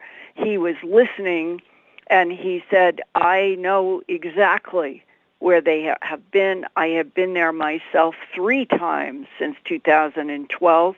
And that Spartan 1 was describing being there on a mission to extract the archaeologist who was studying all of the language that was carved into the black structure in August of 2003. So in those 9 years, nine years before Sam had been to Antarctica 3 times since 2012. And he's telling me, I know that Spartan 1 is telling you the truth, because I've walked those halls. And it was extremely important that he as a source came forward after I had been there. Even though I knew that he was telling the truth, it was really reinforcing that this other SEAL was saying he's telling you the truth. And before we go into more details in Spartan 1 and 2, I think it's important to explain that UFOs and ETs are well-known subjects to military people who have had missions in Antarctica. And if you go back to Brian S., all the way where we started first, and he was the one in the C-130, and they would fly over and around the Beardmore Glacier, and they would see the silver discs. Well, this is an amazing story. If there's anybody listening tonight who knows anything more about what I'm going to tell now, I sure would like to hear from you at earthfiles@earthfiles.com. And this is the story of the missing National Science Foundation scientists in Marie Byrd Land. Marie Byrd Land is about 2.5-hour flight from McMurdo. And it was not uncommon for the C-130 crew to get a mission where the National Science Foundation is the one who is putting scientists in and out of Antarctica. There's quite a bit of control over what happens in Antarctica. And they got an assignment to pick up in McMurdo. I think he was remembering, he thought that there was maybe 9, maybe as many as 12 scientists, and they were all male, except he thought there was 1 or 2 female. So somewhere between 12 and 15 scientists, of which all but 2 are male. And that he, Brian S., and their C-130 crew, they pick up tremendous amounts of scientific equipment for this National Science Foundation research project that is going to be done in Marie Byrd Land, 2.5 hours from McMurdo. They fly everybody there. They unload all the equipment. It's understood, there's many NSF projects, that somebody in science groups does call back, lets McMurdo know, let's say once a week, that everything is fine.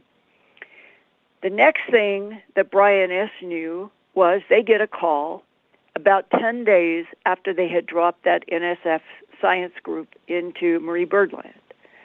And it is, we have not heard anything from those scientists. We need a mission back. We want to find out what is wrong.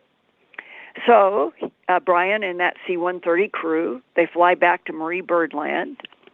And as they came in, they did a circle. They went up high, and they were looking for signs of activity as they came in. Mm-hmm.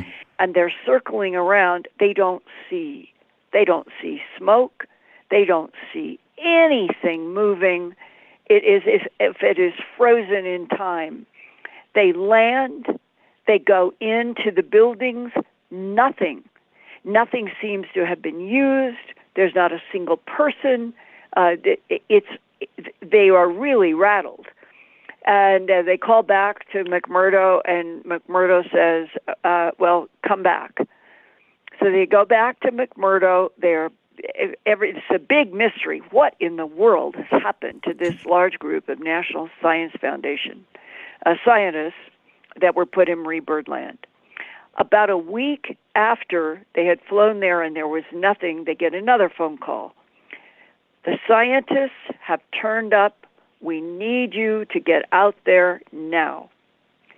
They go back, and they are all expecting that when they land, that there will be jumping for joy scientists, and they will learn about what has happened. Mm-hmm.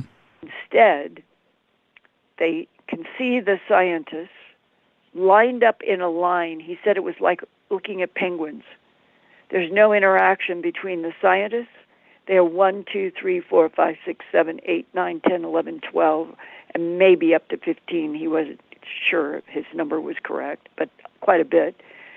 And they are all standing in a straight line, and get this, every single one was looking at the ground. Looking at the ground as they are landing. And the C-130 crew end up, when they pull the plane up as close as they can get to this line of the scientists, and they're saying, what is wrong? And they open up the door and they get out. There's no running. There's not any sound.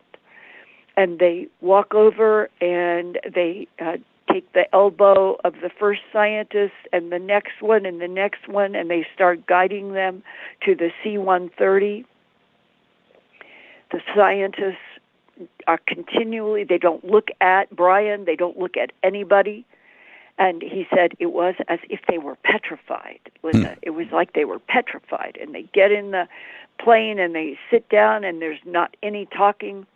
And he said, and we close up the doors, and our mission is we go to McMurdo, we're picking up something, we're leaving off their equipment, and then they're all going to Christchurch. Some other plane that is more highly classified is taking them to Christchurch.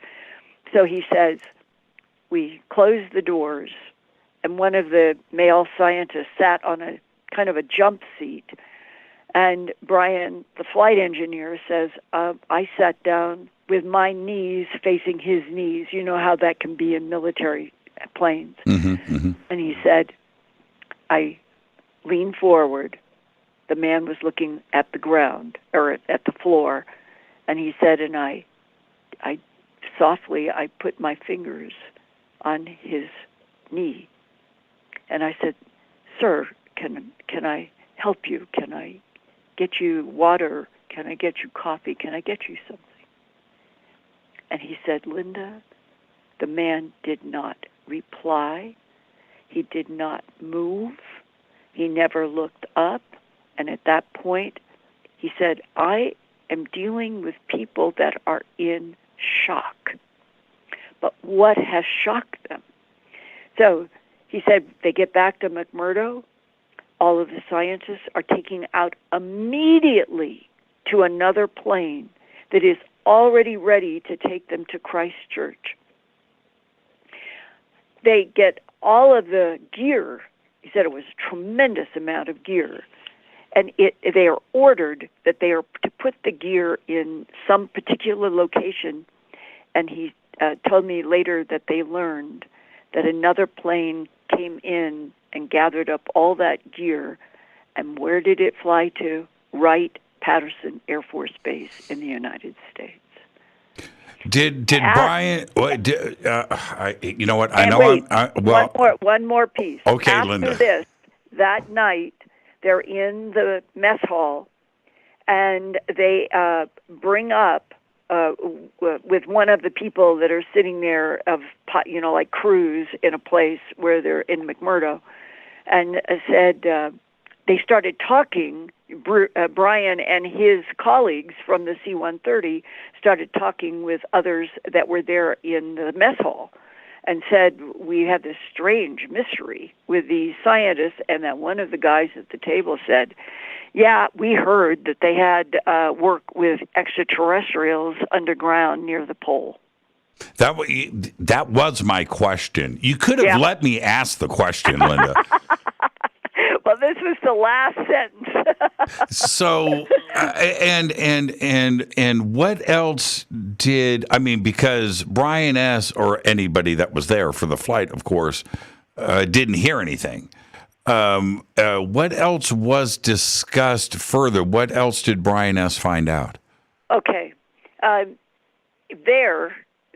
They didn't find out anything more about those scientists. And when he and I started talking and I started doing interviews with him, he said one of the reasons that he wanted to do an interview was he was hoping that he could tell the story and that one of those scientists would reach out to him and then could learn more. So now it was at Contact in the Desert in I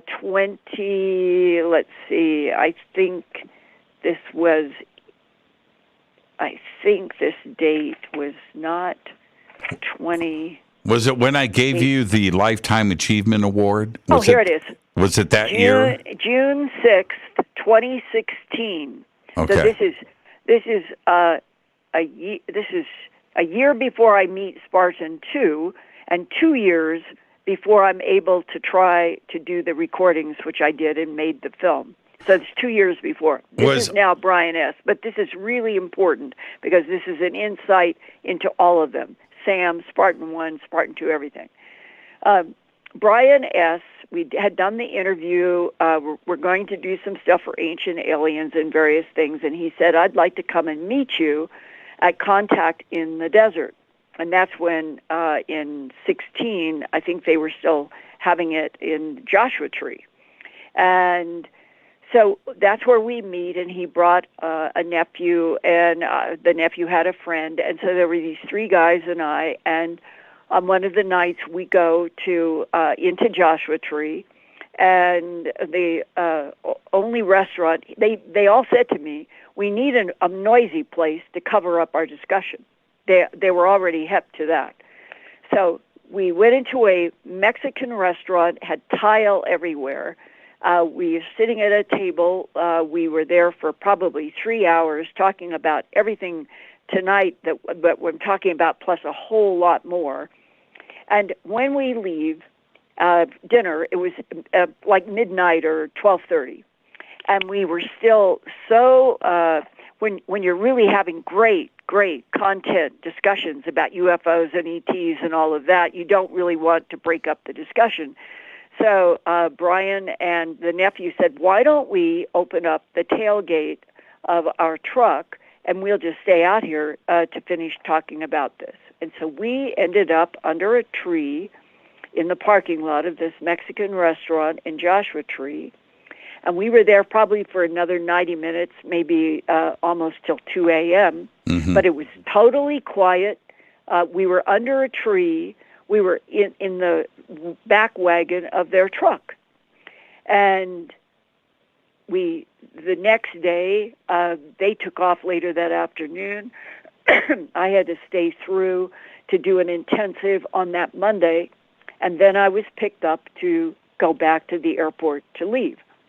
I'm in the car, in the van, and a cell phone rings to the driver and says, tell Linda that she needs to call Brian S. at this number. And I did have my cell phone, and I thought, well, I wonder what in the world. This is Monday. We had the dinner on Saturday, and they had left. So now it's Monday, and I'm leaving the conference. But I called the number, and he said, you know how I've told you can't call me where I work in this aerospace office. All of the phone numbers are confidential and classified.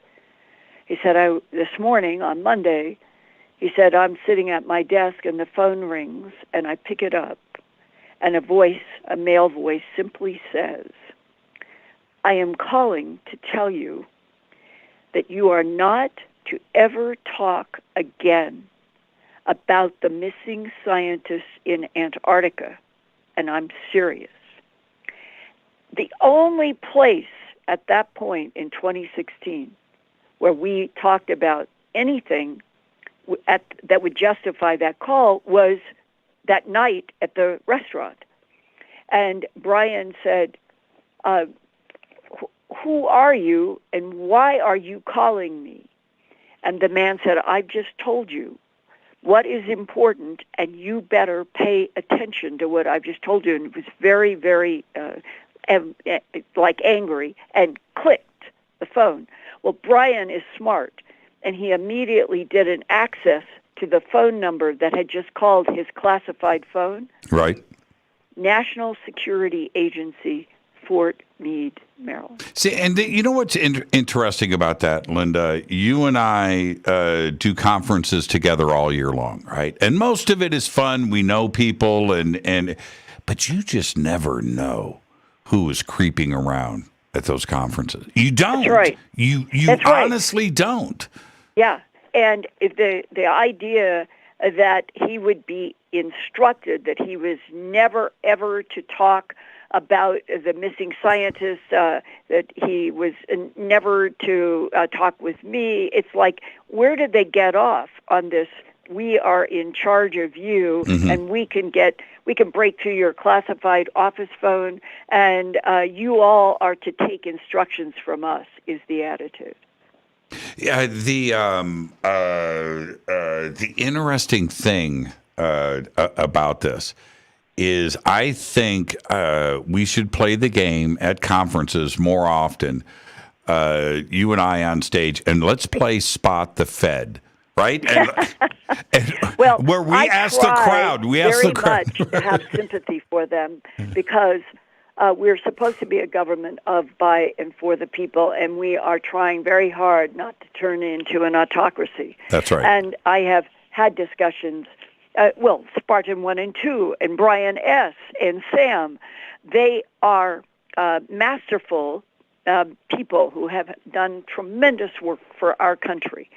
And they end up coming around to the other side and say, I've heard you. I know that you're reporting the truth. We have a lot of details that we feel that the world should know, and we're going to use you as a conduit, is basically what it boils down to. But it means that people in military positions become extremely upset and frustrated by all of the information about other life in the universe that they're sitting on, and they are instructed that they're never to tell anyone. Why did it come to this?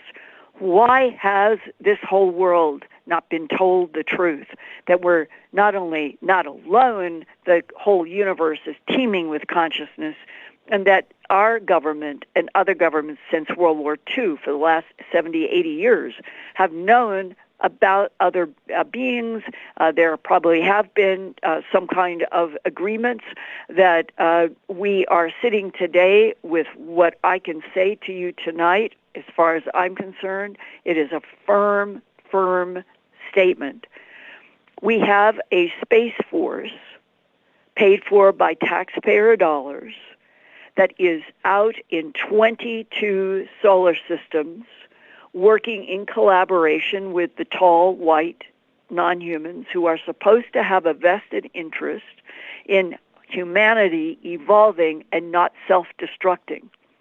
And that the Space Force has been doing this work, getting out into other solar systems, beginning in 1972. I talked with a physicist about that who confirmed that.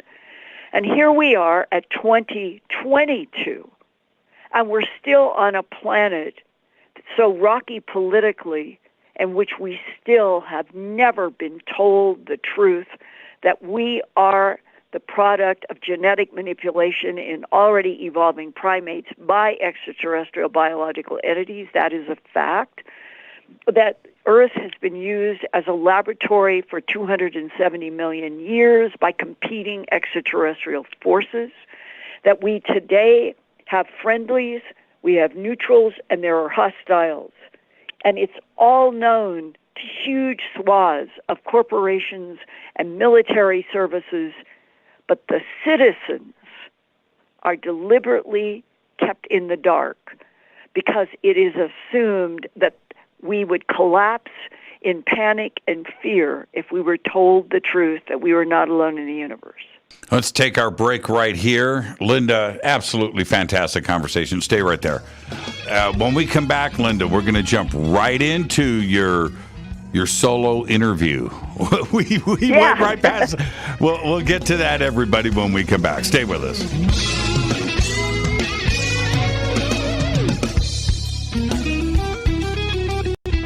Hi, everybody. This is Rob Halford, the Metal Guard on JimmyChurchRadio.com.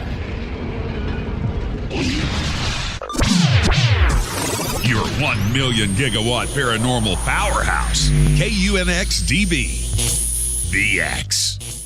Are you ready to read about true paranormal events? UNX Media publishes nonfiction books about UFOs, ghosts and haunted places, time anomalies, cryptid creatures, and more. Just like KUNX-DB Radio, it's all about unexplained phenomena. Visit www.unxmedia.com to see our list of great book titles by Debbie Ziegelmeyer, Gene Walker, Devin Listrom, Wayne Lawrence, Bill Spicer, and yours truly, Margie Kay. That's unxmedia.com. Why is it we're not very good with our health regimen until it's too late? We don't put oil in the car until the engine blows up. When the body's out of balance, your health is not so good. Give your body some love. Log on to GetTheT.com. That's GetTheT.com. Try our Life Change Tea, which cleanses you from harmful intruders. A clean colon is one of the ways to bring the body in balance. We also carry organic supplements to help you get where you need to go. So do your body a favor. Log on to GetTheT.com. That's GetTheT.com. You can even visit our sales page to save some dough. Does anybody call money dough anymore? Anyway, log on to GetTheT.com, shop, get balanced, then learn some cool tips at Health Matters Now. You'll be glad you did. That's GetTheT.com. This is Jimmy Church of Fade to Black, and I only drink Fade to Black blend coffee from River Moon. Just click on the River Moon Coffee banner at JimmyChurchRadio.com. Promo code F2B Blend. This is the only way forward.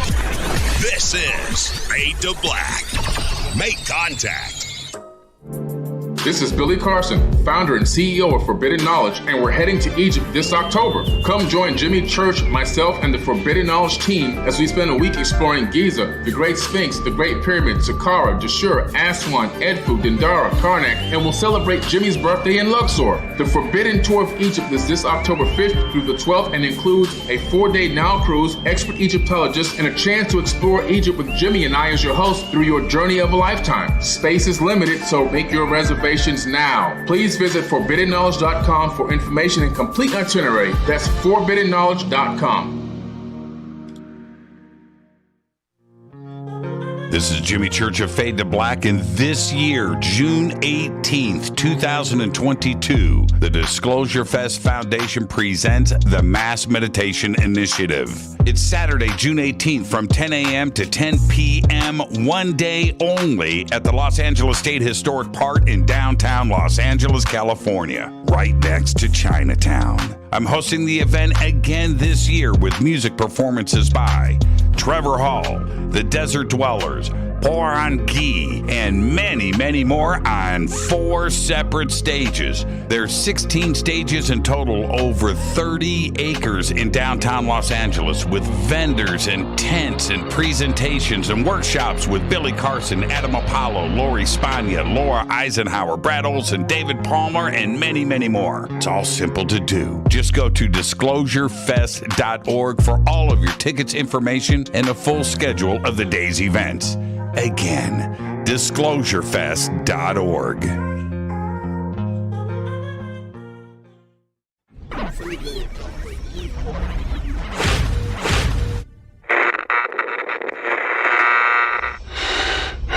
You want to know a secret? I love ponies. I really love ponies. I'm serious. I couldn't stay sane without ponies to brush. Why Fade to Black? Because you never got that pony, damn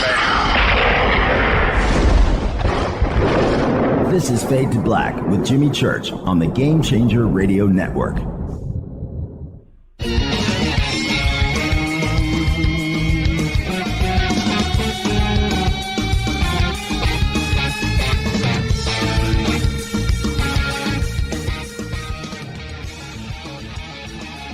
Welcome back. Fade to Black. I'm your host, Jimmy Church. Tonight, Linda Moulton Howe is with us. It's all snow and ice tonight.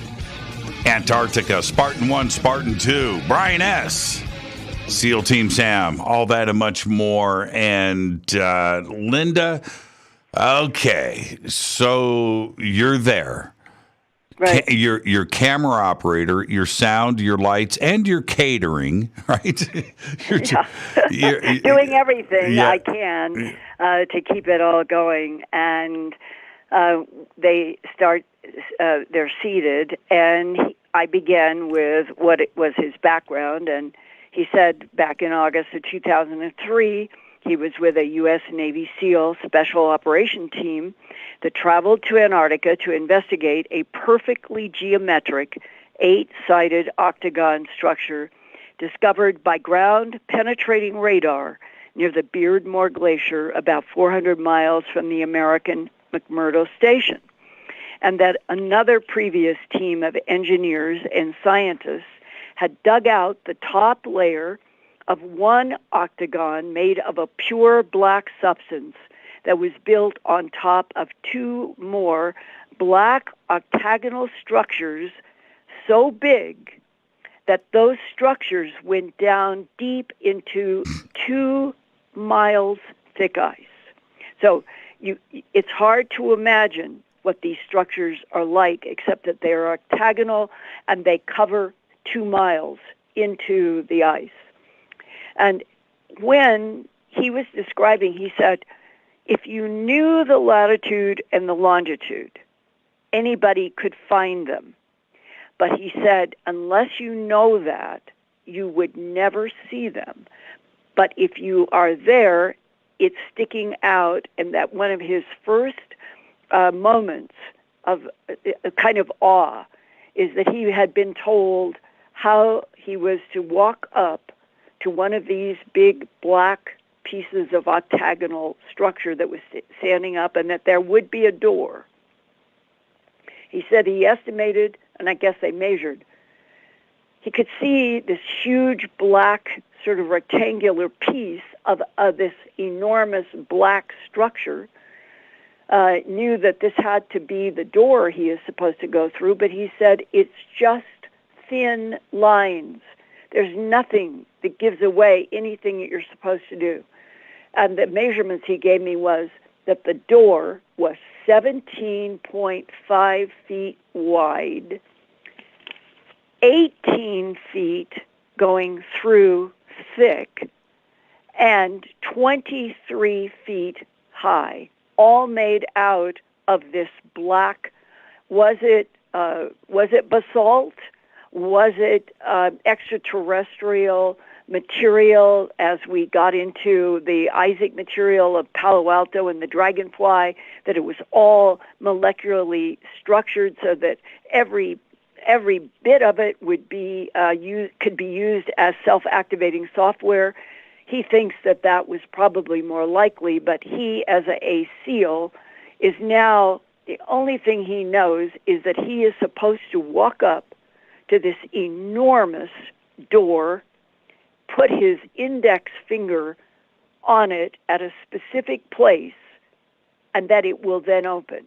And he's having a hard time believing that this will happen, but when he puts his index finger in this spot on this enormous door, he said at first he couldn't believe what was happening. He said it started moving, and it was so huge, but he's no sound, perfect, just quickly. He can go in, and when he gets in on the other side, he turns around, and the door closed in as he said it, we think of doors as rotating on, let's say, a left hinges, so that we would take our right hand and we would pull a door and it would go in a circular motion. Sure. He said this was nothing like that. He said when he touched it with his finger, the entire massive structure moved as if it were floating on air straight. So nothing turned. He couldn't even understand what was happening. But when he walked through, this enormous space. He turns around, this huge door closes, and what is he looking at? He's looking at the black sun. He's looking at that famous ancient of the 90-degree angles that are in the circle. And it was carved on the inside of every single door.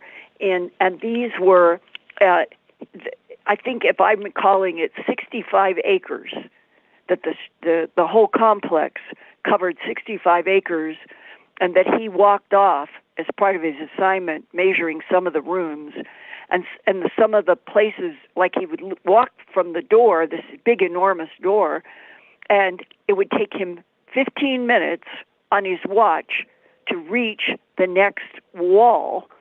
And he estimated that the place had been built with 9 square-acre rooms, leaving the question, what in the world would be the reason to have walls with ceilings that covered 9 acres? So the door wasn't hinged. It pushed. It floated. Didn't change its angle. It just it just moved forward. He said it appeared to have a center rotational ability, right? But and not on a right or a left. But that the way it moved was incomprehensible because it was this mass that seemed to be moving straight, so he could go through, but it was like it was made of air. Right. And then when he got on the other side and it closed, and he's looking at that big circle of what was the Nazi World War II. That they were the black sun meant everything to Hitler, and yet, as far as Spartan 1 is concerned, from everything that he learned doing all of this work, and he was there to extract the archaeologist who was trying to understand and study, he said thousands and thousands and thousands of hieroglyphs, something like Egyptian, something like Mayan, but not like either, that he learned from the scientists, that they couldn't translate, but they were trying. He was there to extract the archaeologist who was studying these enormous walls, 7 centimeters. Every single hieroglyph was 7 centimeters, measured with a laser, so that what they had to conclude, he said, this is not carved, Linda. This is molecular manipulation of the molecules of the black substance, so that every, we'll say, hieroglyph was 7 centimeters deep, even if there were thousands of them. This is, again, very much like the Palo Alto. Did you show him? Did you show them the dragonfly? What do I want to say? Code script. Did you show them that? I don't remember if we did on that, but I knew that was quite different from Mayan and Egyptian, because he sketched for me that I use in my documentary, the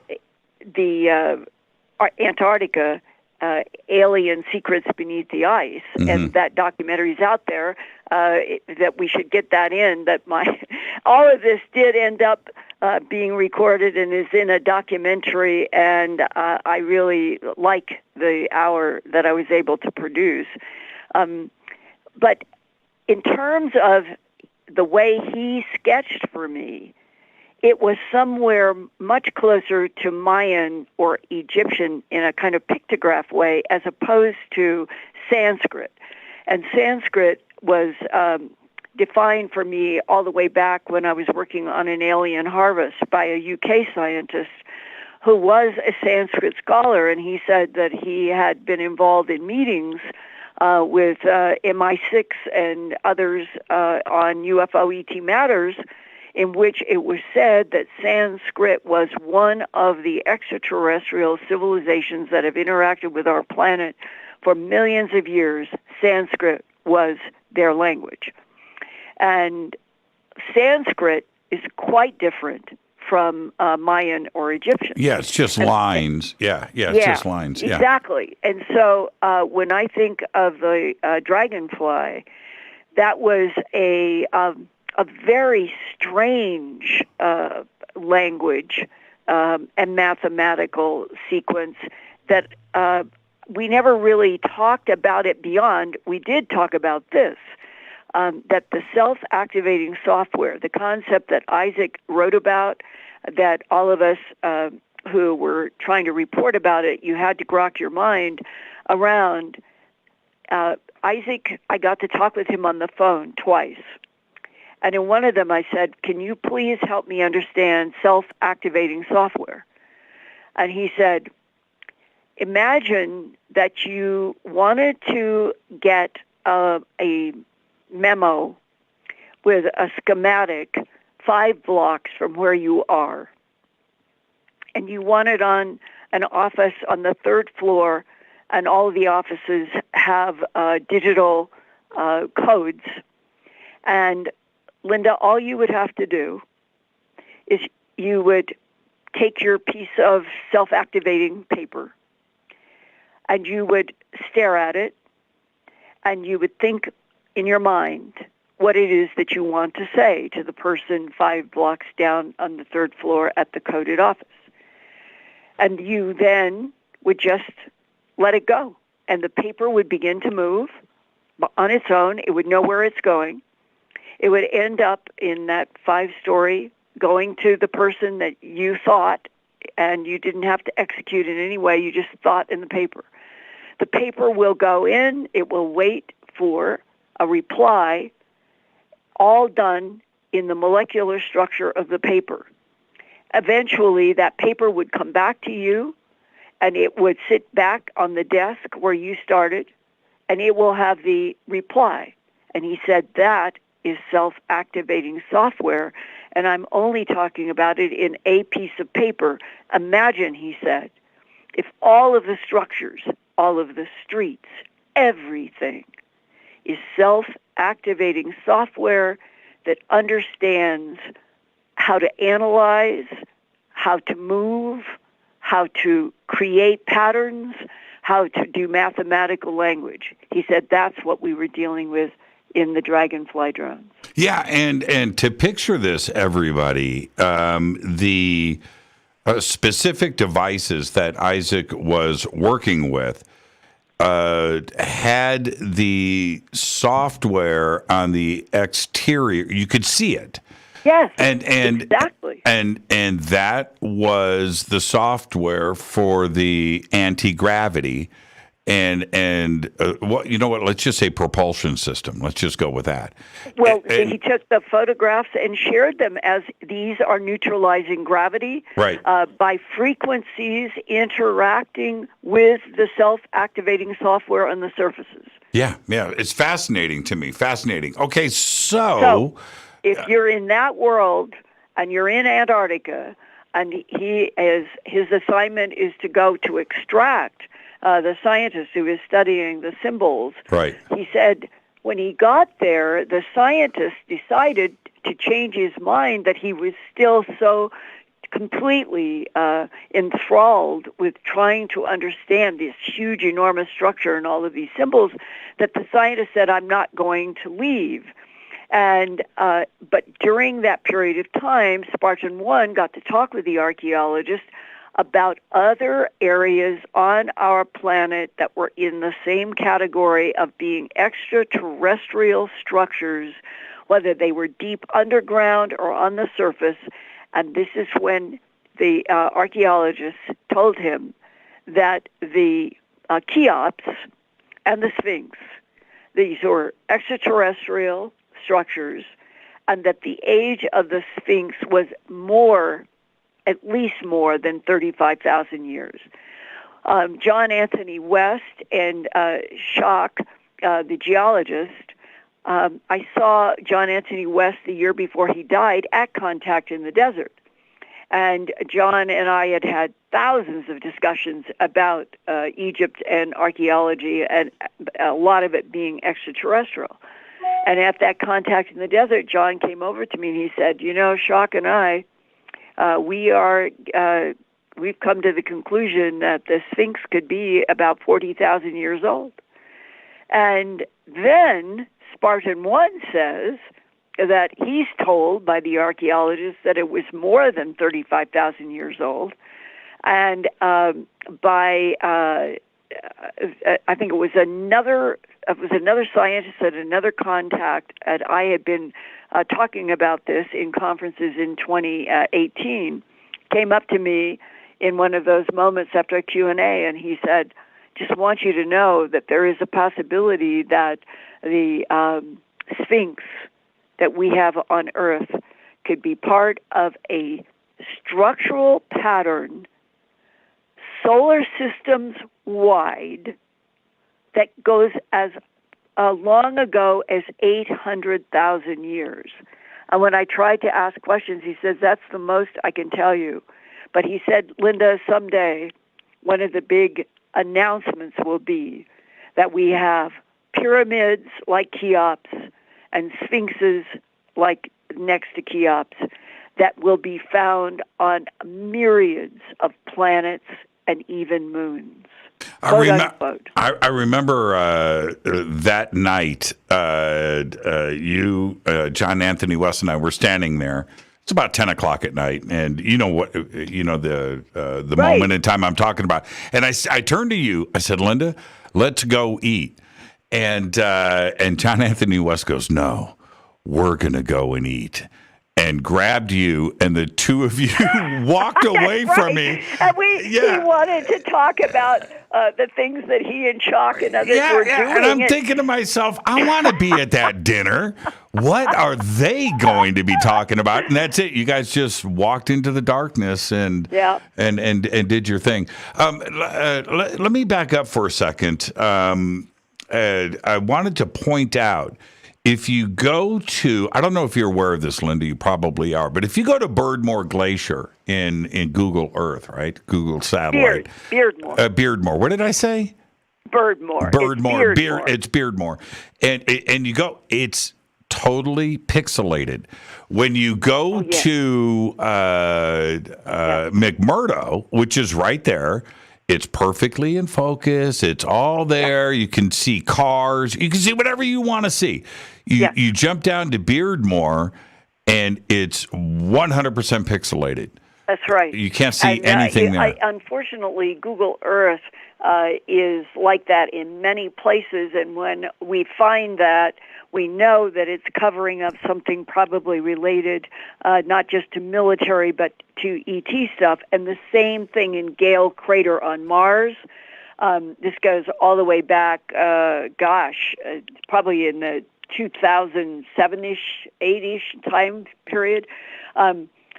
This is when we were getting our first images of Gale Crater, which subsequently I have been told, and I think that John Brandenburg is a person who has been told this, that we have concentrated on Gale Crater because we received information from ETs that the so-called Martian civilization that had the hydrogen bombs. Remember, John did Death on Mars, that over the northern hemisphere, that there had been 2 hydrogen bombs to explain the Xenon-129 and other nuclear radiation measurements that Viking 76 made. And John wrote this book, Death on Mars, about what he had been studying, and that Gale Crater, when one of our missions is going to be doing archaeology inside of Gale Crater, because as we go down, we will find the remnants of civilizations from the past on Mars. Yeah, and it's... and the whole Gale Crater, back when it was first focused, It was pixelated like wallpaper. And I thought, why are they doing this on Mars? The answer is they know that other things are there, and as long as everybody gets used to looking at all this pixelated stuff, then they don't have to explain anything. Yeah, there's one section at Beardmore. Now, there is no north, south, east, or west, right? Everything is, when you're in Antarctica, everything points north. But so I will say, if you look at it, let's call it south, if you're looking at it straight up and down, south of McMurdo, and you go down to Beardmore, and you go through the glacier down towards the center of the South Pole in that direction, so you can say east, whatever. On the other side of the mountains, there is one little frame there, Linda, this tiny little frame that is high res, and you can zoom in. So it's obvious that it's been photographed. Yep. It's been imaged. You can see that one little, and I'm talking about, but it's imaged. But that's the only part that's there. Another 99%, because that's a little pixelated section that is high res. The rest of it is not. It is as low res, pixelated. You do 2 clicks on the zoom, and you're already into just ginormous pixels. And then we're back into the landscape of the controlled remote viewers in Project Stargate, and all of them got that this universe is teeming with consciousness that are friendlies, neutrals, and hostiles. And this goes very important discussion that I had with Spartan 1. I asked him if he had any information, had he been able to talk with anyone about the friendlies, the neutrals, and the hostiles. And he said, I have only been told of at least 7 different species of aliens that the coalition, with a capital C, has been in contact with, and that would be a coalition of human governments and extraterrestrial civilizations representatives. And how are they described? And he says, just like the controlled remote viewers, but he didn't know about them. He says, anywhere from warlike to very peaceful. Mm-hmm. And I said, have you asked somebody who are the ones that want to destroy most of Earth's people? I had been told that there is a very hostile. He said, I've tried to ask, and I have not gotten an answer. And I said, well, what do people say to you when you ask? He said, well, the ones that I did get to talk to that did know something said that I didn't really want to know. And I said, yes, I do. And they would say that I shouldn't want to know. I can't go there. I can't publicize it. And then he said, I want to find the truth, Linda. What exactly and who exactly is at the root of all of this? Who is doing what? Which species wants what? And what we can do as humans to either stop the hostility or find the ones that do want to work with us and help us save our planet, if that is the agenda. And I said, well, do you have the impression that Antarctica is the central crossing hub of the 7 species that you've been told about? He said, I believe it is. I have been told that they think that Antarctica is not just one spot, that these coalition of 7 aliens have been there. They also think Egypt has been another place where there's a coalition of ETs, and that a lot of things in Egypt are much older than we've been told. And then we talked for a while about the Sphinx, and that's when he said, I was told that it was over 35,000 years old. Right. And I then say, ask him, who told you that? He said, an Egyptologist, an archaeologist from Cairo University. We're in the process of extracting. That's what a lot of SEALs do. They extract scientists and individuals to protect them from very dangerous places. We were in the process of extracting an individual from Cairo, a nuclear physicist that had escaped from Iran, made his way to Egypt, to Cairo itself, and we were to go in and extract him from Cairo and bring him to the United States. And this professor or archaeologist works now for this coalition. And I said, well, what about the pyramids and the structures like the Sphinx? Are there also underground? We see the ones that are above ground. And I said, what about underground? And he said, yes, ma'am. They are now covered by either sand or were covered up a long time ago, not only by humans, but by the aliens. And I immediately thought of Göbekli Tepe and the pyramids, okay? Right. And then he said, and there are underground pyramids. And I said, did he say anything about the fact that when all of the pyramids work together, above ground and below ground, they can generate global communication and global energy? And here is what Spartan 1 said from his discussion with the Cairo archaeologist who knows all about the ETs. He said, quote, they think that the pyramids were an engine of that type. Yes, ma'am. Then he went on to talk about the fact that he and others in the SEALs know that there are objects that come through this solar system, that they have had meetings with Cyber Command at the National Security Agency about alien craft. Sometimes objects they've had some communication and they have come into our solar system to deliberately keep some kind of solar flare or something from hurting Earth.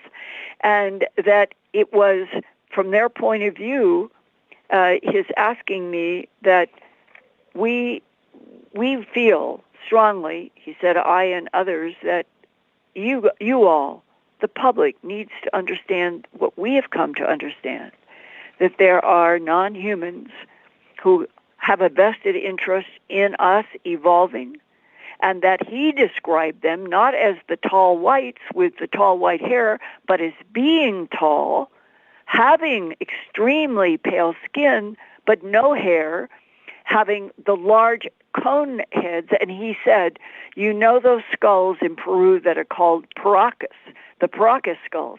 He said, that is what I have been shown are the humanoids that, meaning, I guess, whoever the SEALs were collaborating with, that they say these are the ones who have a vested interest in us. Well, now I have sources that are talking about the tall whites with the white hair, the white skin, the pale eyes that grow up to 8, 9, 10 feet tall. That's different than what Spartan 1 told me. So now I'm fascinated with how many of the extraterrestrial groups, Spartan had 7, I'm told that there are now, and this was told to me 3 months ago, that we now have knowledge of 168 different civilizations on this side of the Milky Way galaxy. I think that's a small number. I do. It sounds big. I think it's small. There's 40 billion Earth-like planets, in the Milky Way. Yeah. And, I think that's it sounds like a big number, Linda, and I get that, and it's awesome. But I think that is just a fraction of what is out there. Maybe it's 168 that are friendly, and maybe there's 370 that are not friendly. Right. Hey, 2 quick questions. Well, there are no quick questions with Linda Moulton Howe. But 2 quick questions. One is, were these rooms completely empty, or was there stuff in there? I don't know what that stuff would be. Okay, that's a very important question. No, that was really puzzling to Spartan 1. He said, why would you have 9 square acre rooms? Mm-hmm. There's nothing there. Jump over to Sam, the SEAL who was there 3 times since 2012. Mm-hmm. Now, he said that there was laser measurement in one of the huge rooms that a ceiling what looked like a carved ceiling out of that same black material. Right. Was 80 feet from the stone floor that they were measuring from, 80 feet up to the ceiling. 8 stories. He said, but 80. But here is the kicker. He said they began to understand that the ceiling was not weighing on any of the walls. And he said, I know this seems impossible, but he said, we came to the conclusion in this SEAL mission that the material that ceiling was made of was neutralizing gravity. And that the ceiling was, I guess the word would be suspended, floating in a neutralized gravity position like self-activating software at 80 feet. They didn't know why 80 feet, but it was not resting as an architectural weight on walls that did not go as high as the 80 feet ceiling. That's how they talked about this. And again, what is the reason that there would be 80-foot ceilings on gigantic rooms? A 9-acre room. I mean, what was the purpose of the room? It's a good question. Yeah. And anybody listening who has been a SEAL or on a science mission who would like to talk with me confidentially, you can communicate with me through Proton Mail. I have used that successfully. You can also get in touch with me at Post Office Box 21843, Albuquerque, New Mexico, 87154 by mail. I have found that actually to be a good way to work. I would like the Spartan 1 and like Brian S. and Sam, I would like very much to know if there are other people out there who might have information about the National Science Foundation group of scientists that disappeared for nearly 3 weeks, and then when they were found again or they came back, they seemed to be in a state of shock and were immediately taken away. If anybody knows about those scientists, and the very fact that Brian S., after contact in the desert, received that phone call on that Monday morning that he saw, confirmed that it was the National Security Agency phone calling him, telling him that he was not to talk about those disappearing scientists and all of that. I feel, Spartan 1 feels, Brian S. feels, Sam feels, that the more all of this is hidden, the weaker we as a human race get. That we need to know all of the information about the universe we're in, the solar system that we're in, and that clearly there are extraterrestrial biological entities with a vested interest in humans and the Earth that are friendly, and they are in coalitions, and we are collaborating with them. And if we already are in 24 solar systems in a military way, and that we know about 168 civilizations on this side of the Milky Way galaxy, it is way past time that all of this be announced to this entire Earth, and it may or may not have some kind of leveling impact on things like autocracies that are brutalizing another country. Now, that was question number 1. Okay, question number 2, Linda. Question number 2. In Beardmore, the glacier which channels through the mountain range, the octagon structure, what part of Beardmore is it in? Is it near the entrance or exit of the glacier? Is it in the center? It's in a valley. Do you have any idea where it would be? No, and it was one of those pieces that he said, I was never given the whole latitude, longitude. He said, I know the location generally, but I was never given for apparently it was he was, if he's telling the truth, he would never have been able to get to the exact spot if he were not being given information at the time in a classified way, and he was not left with whatever it was that they were using. And he gave, when he said you could find it if you had the location, latitude, longitude, but you would never be able to find it without being guided specifically to the area. Yeah. But once you were there, then you would be able to see the rock. So that always suggested to me that it must be in a lower area, and that you would never see it walking. And it may be that you wouldn't see it easily from the air, depending upon how the structure is covered by other ice around it. His own sketches showed that the entrance itself was sort of on a side of something that was raised up and was iced. You see what I'm saying? I do. You'd have to know specific details to find it, and then you would know, but it would not be easy to see in any other circumstance. Yeah, it'd be awesome if it was in the one little pixelated high-res section, but well, it's that not. may be the way that things are being covered up, and at sure. least, that we're saying to the public that when you look at Google Earth or Google Mars or Moon or wherever, and you're seeing pixelation, it's covering up something. Yeah, no doubt about it. And it's okay. Third question: the pyramid in Antarctica. What can you tell us about that? And I just did a show with Christina Gomez, who, by the way, has so much respect for you and doing what you are doing and what she is doing now. She just absolutely has mad respect for you. And I just did a show with her early. I co-host a show with her once a week. And so I just wanted to pass that on.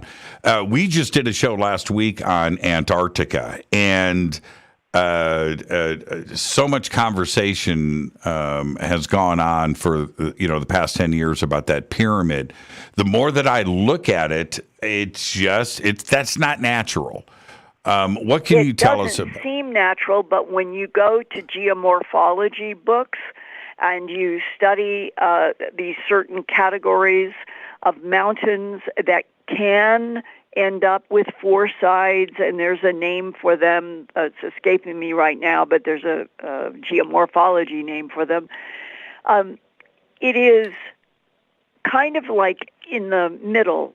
It could be natural, but it seems to have the four sides seem to curve in, which is one of the mathematical keys to the constructed and extraordinary pyramids, that they have a slight curve.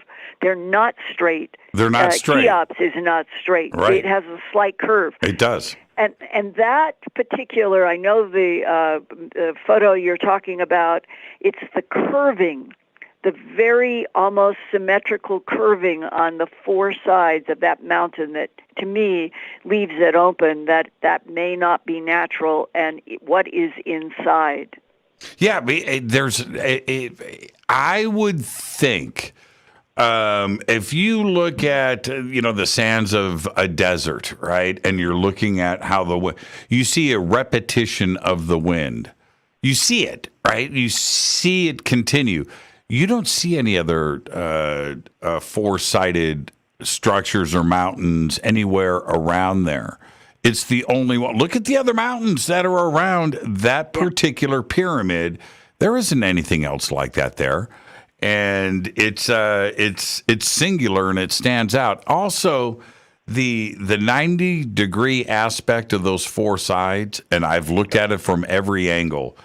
That just doesn't look natural to me, Linda. It just doesn't. The question is, how old is it, and who has been looking at it, and remember, Spartan 1 was educated about the pyramids that are underground and above ground by that archaeologist from Cairo, that they make a machine, and that is exactly what has come up sometimes in abductees, in information from ETs, that we do not understand that this entire planet was basically made into a power, energy, and communication sphere by the ETs knowing how to build pyramids, build structures that are placed at very specific places on the surface,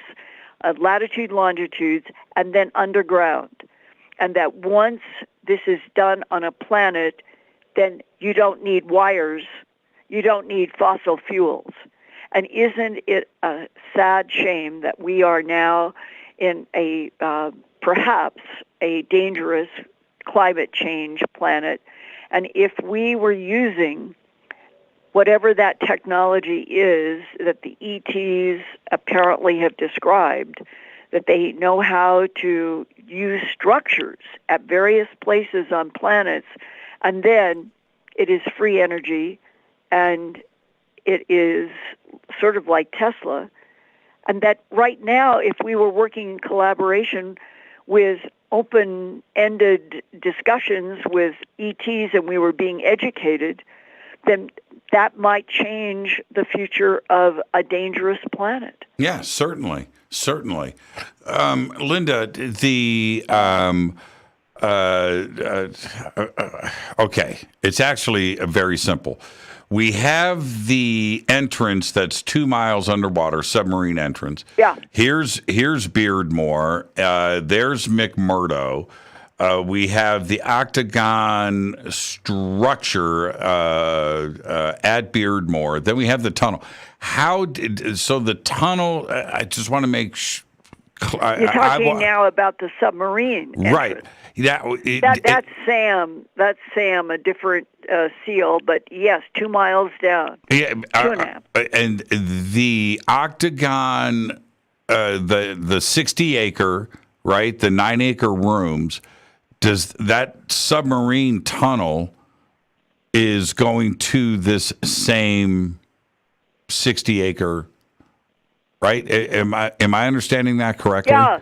Okay. Yeah, because remember, it was Spartan 1 who said he came in at the top, but the structure is so huge, and it goes down. He said there were no steps. It was amazing. He said it was constant series of ramps made out of what he thought was basalt. They start up at the top and extend down for 2 miles. Right. And so no, there wasn't an elevator. You had to walk this thing. Yeah, that's crazy to me. And so it means that that Spartan 1 came in at the surface. Right. And Sam came in the submarine deep down at another location. And the thing is, we don't know if these 2 miles of structure, if you came in at one end in a submarine, would you still be in the same huge, gigantic structure, or are there many structures in that area? I don't know the answer to that. And what about, now you talked about the automatic illumination. Yes. Any word on how that was powered up and a power source for that? Self-activating software. Wow. Same phenomenon that Isaac talked about, and that it would make sense that something that if it is the structure itself, everything that is programmed at the molecular level of the substance. So the substance is built, let's say that it's built 34 million years ago. Mm-hmm. At the time when there was the sudden change from all tropical and dinosaurs to very confusing ice and snow. Why did that happen? Well, maybe it was ET-induced because they did not want the rest of the planet to have easy access to where they could have these huge structures. They wouldn't be affected by climate or anything because they have the ability to work in self-activating software, and the walls, the ceilings, everything would always keep the same temperature that was programmed and all of that. And so depending upon when these structures were built and by which ETs for what purposes, that seems to me to make sense that 34 million years ago could be when these structures were originally built. Any idea? I know that you would have told me this, but I just if you knew. But any idea from the information that would be available on the walls there, where they were from, what part of the Milky Way, what part of the galaxy? Any indication of that? Yeah, it's in my documentary, the Antarctica Alien Secrets Beneath the Ice. And that was the circle with the 90-degree angles that is called the Black Sun. Right. And that when they would go on the other side through these doors, that the Black Sun was on many of the doors. But in one particular door, it appeared to be, and this is in it, he describes this in my documentary, that an astronomer, an astrophysicist, had studied this particular pattern, and they had come to the conclusion that it was a pattern about the intersection of 2 or 3 different universes. That it had to do with dimension and juxtaposition of universes, and that the position from which the draw of this, we'll call it the, I can't even say sculpture, that the pattern was in the black material, was from the Orion constellation direction, but not from Earth. That it turned out that mathematically they did something in a computer and that it was looking toward us from inside the Orion constellation. And that's where Sirius is, and Antares, and so many of the stars of so much in history. And when you start thinking about that, your mind then starts thinking, well, how do we ever know that the patterns that we would be looking at were astronomical, could be carved from another, from way far away, light years away, coming toward our solar system. Yeah, another perspective. Yeah, another perspective. Yeah, and that was the conclusion. That was one of the things that he reported to me, that they had come to that conclusion. Linda, thank you. What a great conversation tonight. And it was fun. It's always great. The documentary is over at Earth Files, right? You can go to the www.earthfiles.com, and in the right margin is the Earth Files shop. Just click on it, and you can see my books and documentaries that include Antarctica, Alien Secrets Beneath the Ice.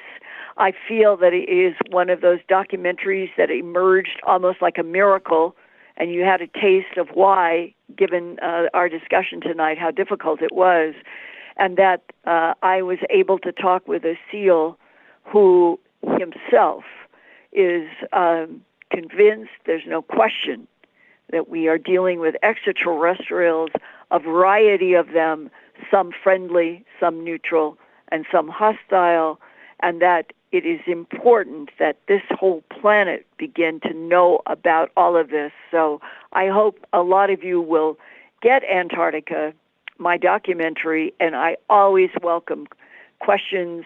I always welcome comments at earthfiles@earthfiles.com. Linda, be safe out there. You too. I'll talk to you, Linda. All right? All right. Happy Easter. Happy Easter. Linda Moulton Howe, Earth Files, earthfiles.com. It's up in social media. We've got it over on our website.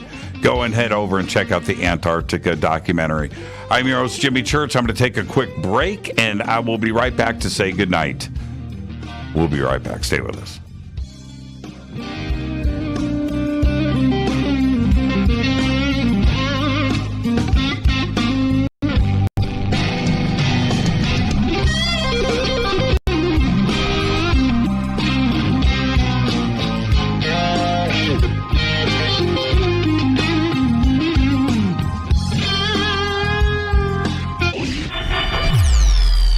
You're listening to Jimmy Church and Fade to Black on the X. Hey, what up, y'all? It's your girl Vivica Fox here, and you are listening to my boy, Jimmy Church, on JimmyChurchRadio.com. Despite popular opinion, reading a book will not make you smarter. But listening to Jimmy Church will. This is Billy Carson, founder and CEO of ForbiddenKnowledge.tv. ForbiddenKnowledge.tv is the fastest growing and one of the most watched networks in the world. I would like to personally invite you to check out our expanding library of TV, film, lectures, and special presentations. ForbiddenKnowledge.tv has over 6,000 videos covering lost history, health, UFOs, spirituality, and our future. We are committed to our community, and with my personal invitation, you can, right now, get your free 30-day membership at ForbiddenKnowledge.tv. Your own library of information starts today at ForbiddenKnowledge.tv. This is Jimmy Church of Fade to Black, and I take Life Change Tea supplements every single day. It's what I do. Click on their banner at JimmyChurchRadio.com. Are you ready to read about true paranormal events? Unex Media publishes nonfiction books about UFOs, ghosts and haunted places, time anomalies, cryptid creatures, and more. Just like KUNXDB Radio, it's all about unexplained phenomena. Visit www.unxmedia.com to see our list of great book titles by Debbie Ziegelmeyer, Gene Walker, Devin Listrom, Wayne Lawrence, Bill Spicer, and yours truly, Margie Kay. That's unxmedia.com. When you take the beans from Central America with dashes of Indonesian and African mixed in and then roast it to the dark side of Fade to Black, you create the ultimate brew of fringe. Introducing the Fade to Black blend from Rivermoon Coffee. Yes, Rivermoon's darkest customized roast was created for the love of Fade to Black. The alchemy of masterful roasting and smoking the beans is in every sip of this full-bodied, dark Java. I need my coffee dark, deep, with distinct bittersweet chocolate highlights, just like the bunker. Leaning further into the darkness of the roast is Fade to Black blend from Rivermoon Coffee. Just click on the banner at JimmyChurchRadio.com and use the promo code F2BBLEND for 15% off of your order today. This is Billy Carson with ForbiddenKnowledge.tv. Forbidden Knowledge TV has just reached its 1-year anniversary. That's right, 1 year. And as a show of appreciation, we are giving all new subscribers a free 30-day trial of ForbiddenKnowledge.tv. That's 30 days to binge watch thousands of movies, documentaries, conferences, workshops, lectures, yoga classes, meditation courses, and so much more. So log on to ForbiddenKnowledge.tv from your computer or mobile device, or get the Forbidden Knowledge TV app on Apple TV, Roku, Amazon, iTunes, or Google Play today, and use coupon code 30daysfree. That's coupon code 30 days free on ForbiddenKnowledge.tv today. Are you intrigued by Paranormal Talk Radio? You'll love the new Paranormal Radio app from TalkStream Live. You'll find a great selection of talk shows covering UFOs, ghosts, strange phenomena, and much more. Download the Paranormal Radio app now and start listening to the very best in paranormal talk entertainment, including the network you're listening to right now, the Paranormal Radio app, free in Google Play and the iOS App Store. This is Kristen, Erica, Brittany, Gabby, and you're listening to JimmyChurchRadio.com. It's not a lifestyle we chose. We were born this way. This is KJCR at JimmyChurchRadio.com.